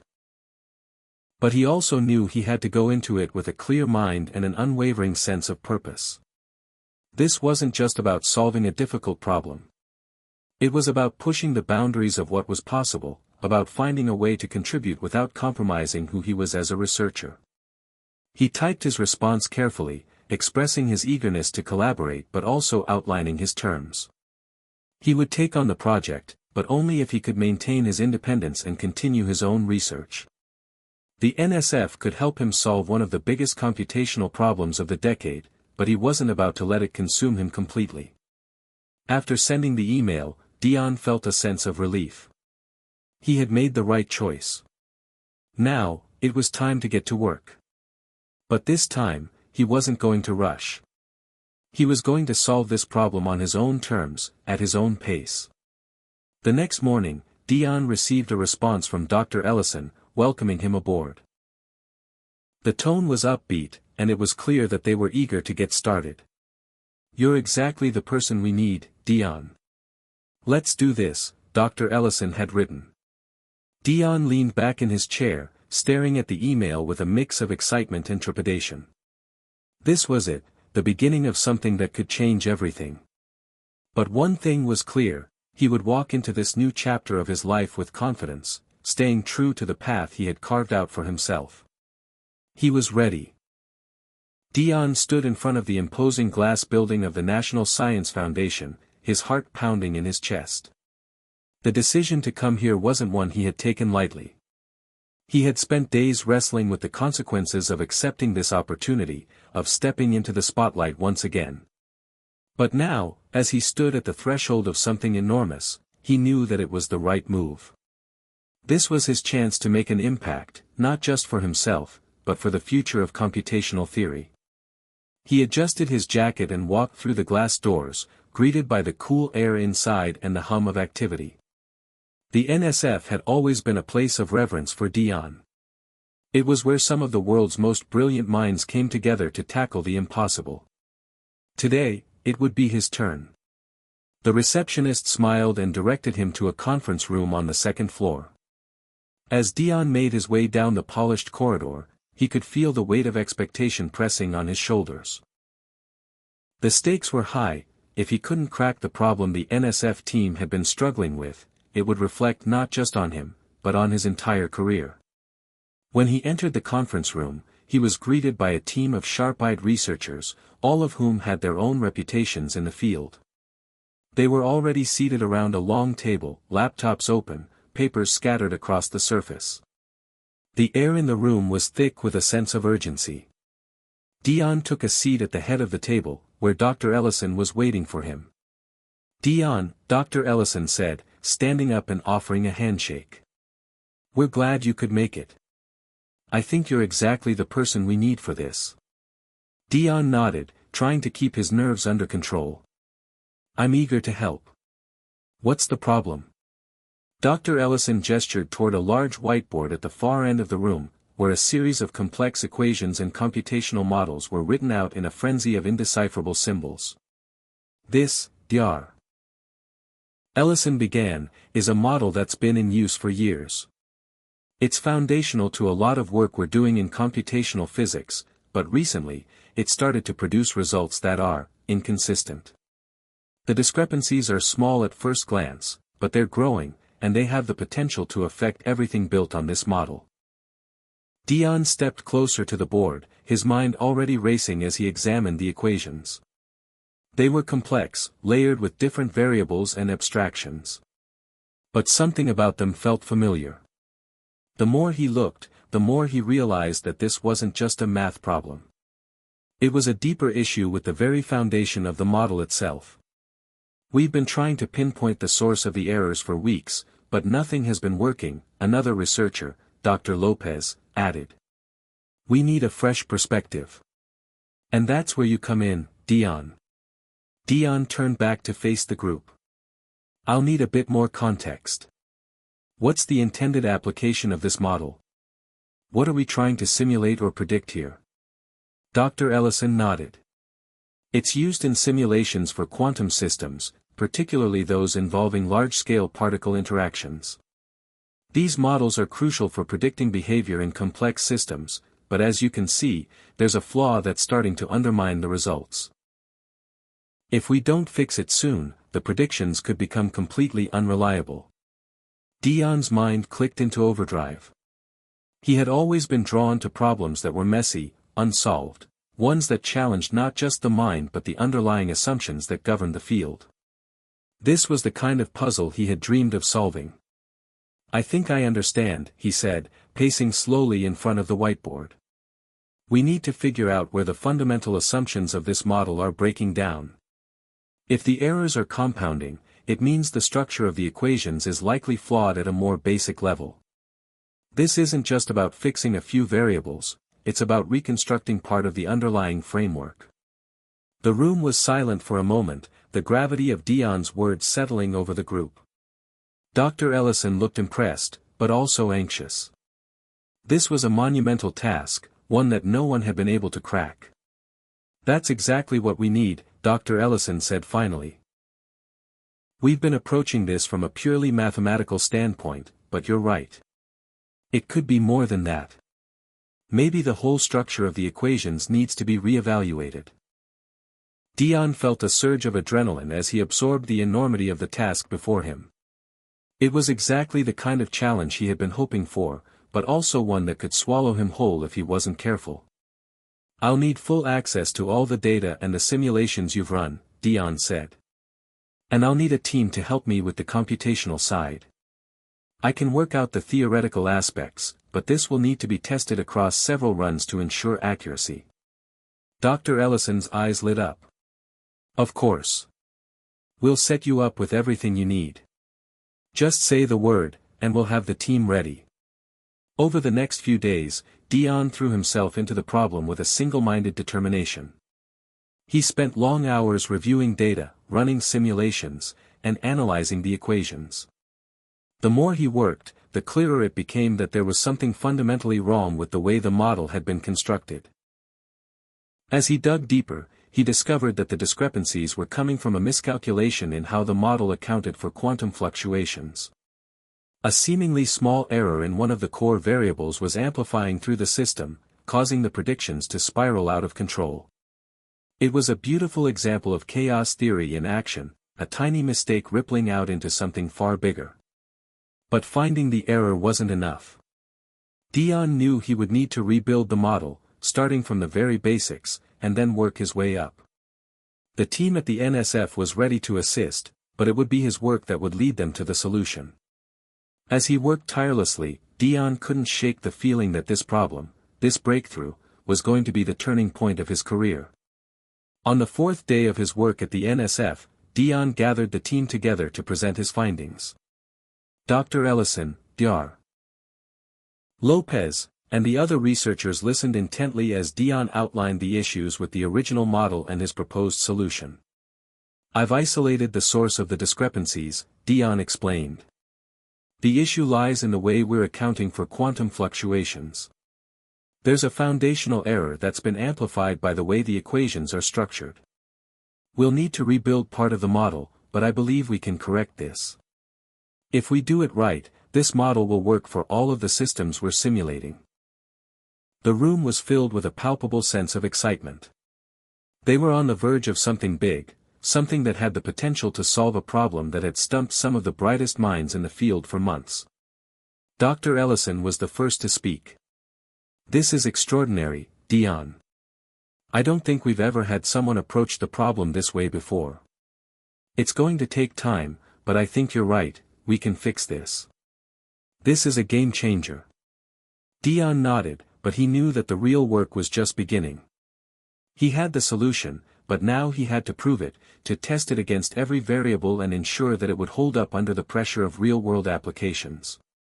But even as the team rallied around him, Dion felt a growing sense of satisfaction. The pressure was immense, but the thrill of solving something no one else could had reignited his passion for the work. This was his moment, his opportunity to show the world what he was truly capable of. And he wasn't going to let it slip away. The days at the NSF blended together, a whirlwind of calculations, simulations, and late nights in front of screens filled with rows of data. Dion was fully immersed in the project, the lines between time and space blurring as he worked tirelessly to fix the computational model. With every passing hour, the pressure grew. The expectation from Dr. Ellison and the team was immense. But Dion had never felt more alive, more focused, and more determined to solve the problem that had eluded so many others. He had laid out a plan, a careful, methodical approach to rebuilding the model's framework from the ground up. He knew that this wasn't just about fixing equations, it was about reshaping an entire system that had been taken for granted for years. The magnitude of the task wasn't lost on him, but the more Dion thought about it, the clearer the solution became.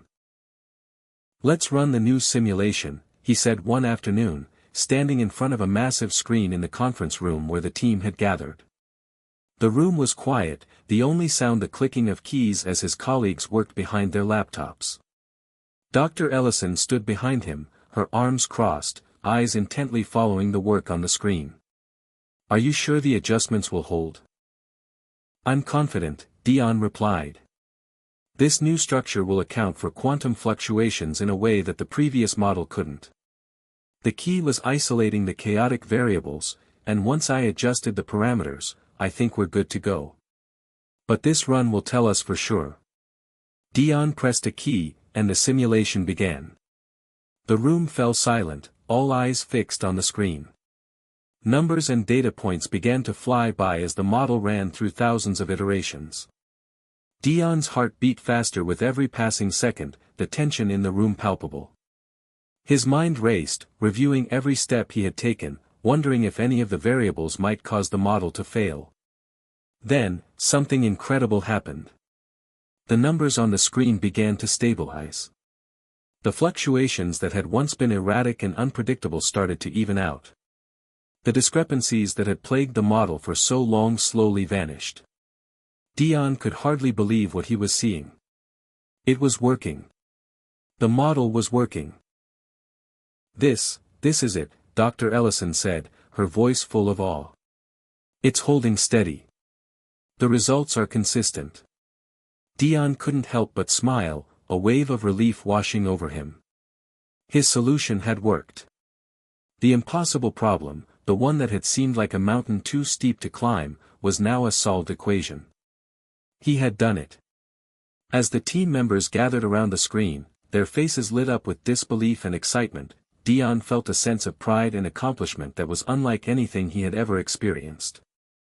He had come to the NSF as the janitor's son, a young, underappreciated genius, and now he had proven himself in the highest echelons of science. This is groundbreaking, Dr. Lopez said, shaking his head in astonishment. We've never seen anything like this. Dion, you've done what no one else could. You've cracked it. Dion exhaled, his hands still trembling slightly as he wiped them on his pants. I just did what had to be done. It was all about looking at the problem from a different angle. But as the group continued to celebrate, Dion couldn't help but feel a gnawing sense of unease.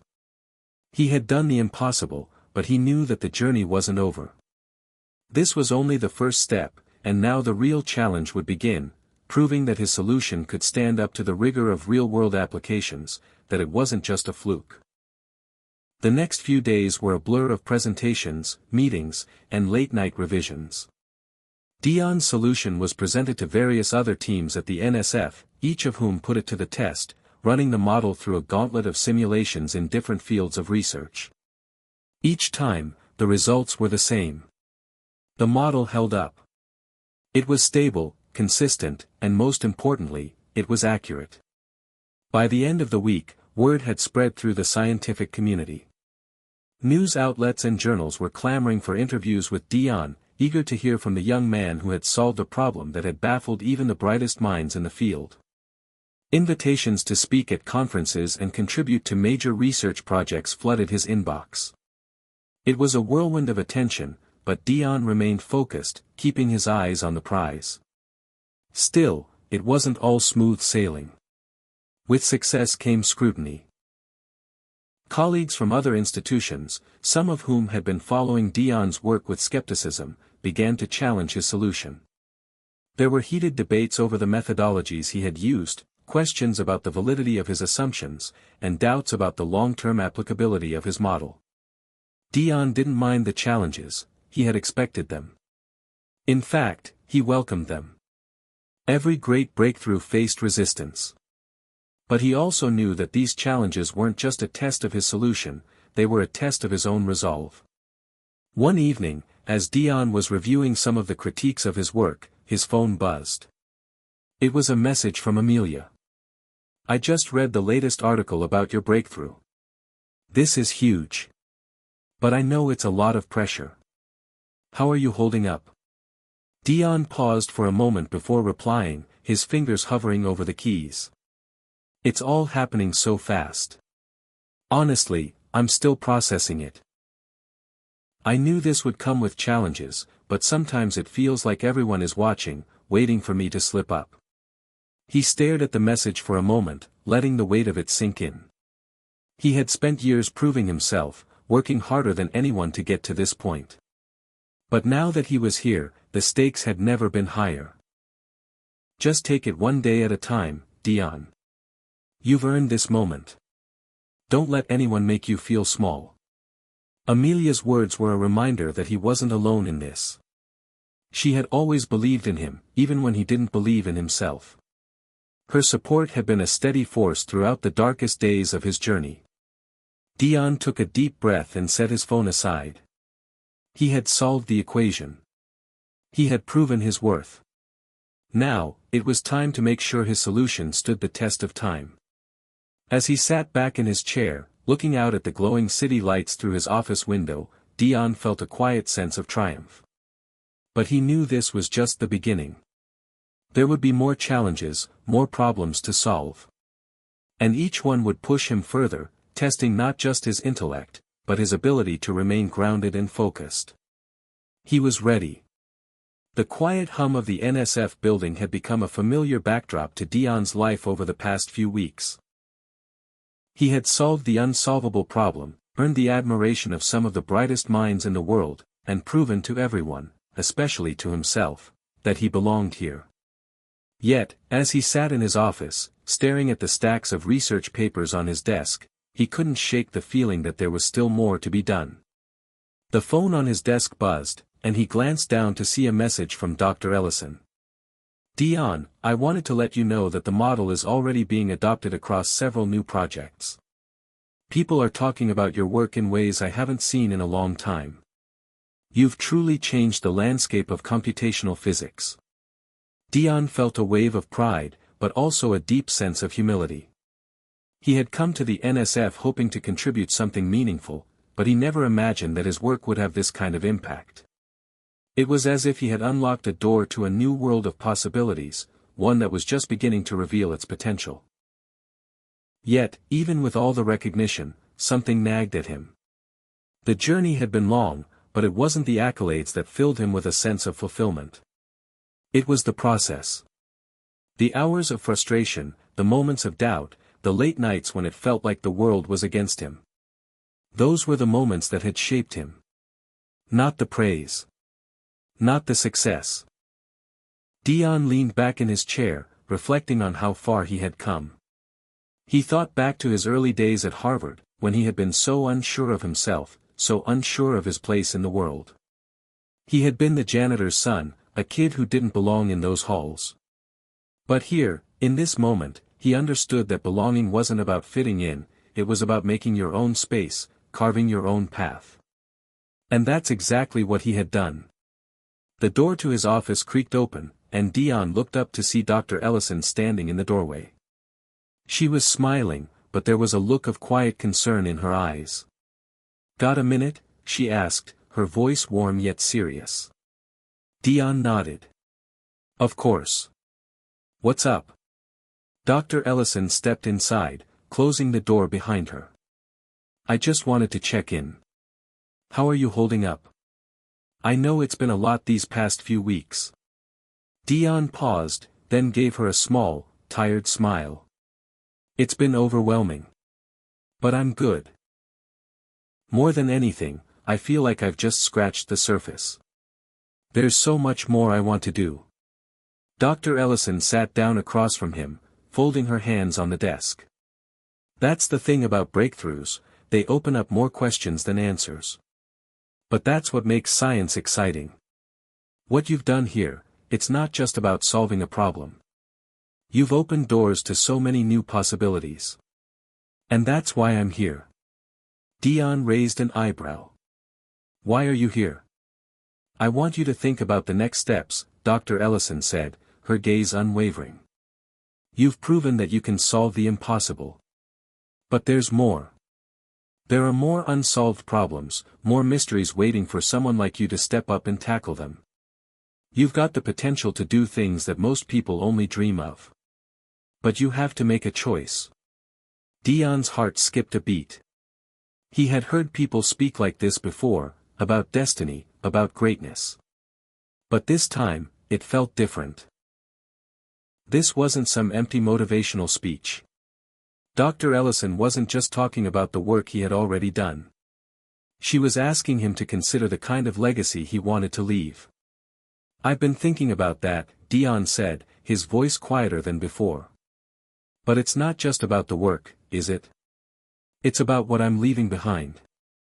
The people who will come after me. I want to make sure that what I've done here isn't just a flash in the pan. I want to inspire others to do what I did, to look at the impossible and figure out a way to make it possible. Dr. Ellison smiled, the kind of smile that reached her eyes. Exactly. You have an opportunity now to change the narrative for so many people, Dion. Not just in science, but in life. You've shattered so many barriers, don't stop now. There's a world of problems out there waiting for someone like you to fix them.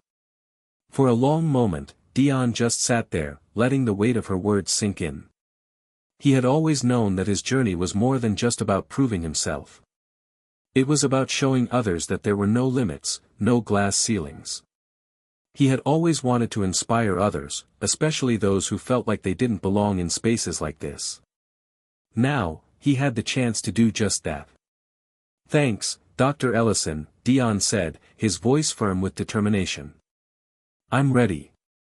Let's see where this journey takes me. The weeks that followed were filled with new opportunities and challenges. Dion continued to work closely with the NSF team, helping to refine the model and applying it to new areas of research. But beyond that, he began speaking at conferences, giving lectures to students, and mentoring young researchers who saw him as an example of what was possible. Amelia was there every step of the way, offering support and encouragement when the pressure felt too much. Together, they began to make plans for the future, plans that went beyond Dion's career. He was determined to build a network of scholars and innovators, a community where people from all walks of life could come together and solve problems in new and exciting ways. One evening, months after that fateful breakthrough at the NSF, Dion stood in front of a crowd at a prestigious scientific conference. His heart was calm now, his voice steady as he spoke to an auditorium full of young scientists, eager to hear what he had to say. I'm not here because I'm special, Dion said, looking out at the sea of faces. I'm here because I took a chance. I didn't have the answers, but I was willing to ask the right questions. And that's what I want you to take away from this. You don't have to have it all figured out. Just take the first step. The rest will follow. The crowd erupted into applause, and Dion couldn't help but smile. He had come a long way, from the janitor's son who didn't belong in the Ivy League, to a researcher who had solved one of the world's most difficult problems. But what mattered most now was not the accolades, the recognition, or the fame. What mattered was that Dion had proved something far more important, that no matter where you come from, or what others think of you, you have the power to change the world. He had unlocked the potential in himself. And now, he was unlocking it in others. As the applause died down, Dion stepped back from the podium, knowing that this was just the beginning. He had made a difference, but the work wasn't done. There were still problems to solve, mysteries to uncover. And with that, Dion stepped confidently into the future, ready to tackle whatever came next. Hit subscribe and leave a comment with where you're watching from. This story might just spark a new beginning. What's one thing that always pushes you forward, even when things get tough?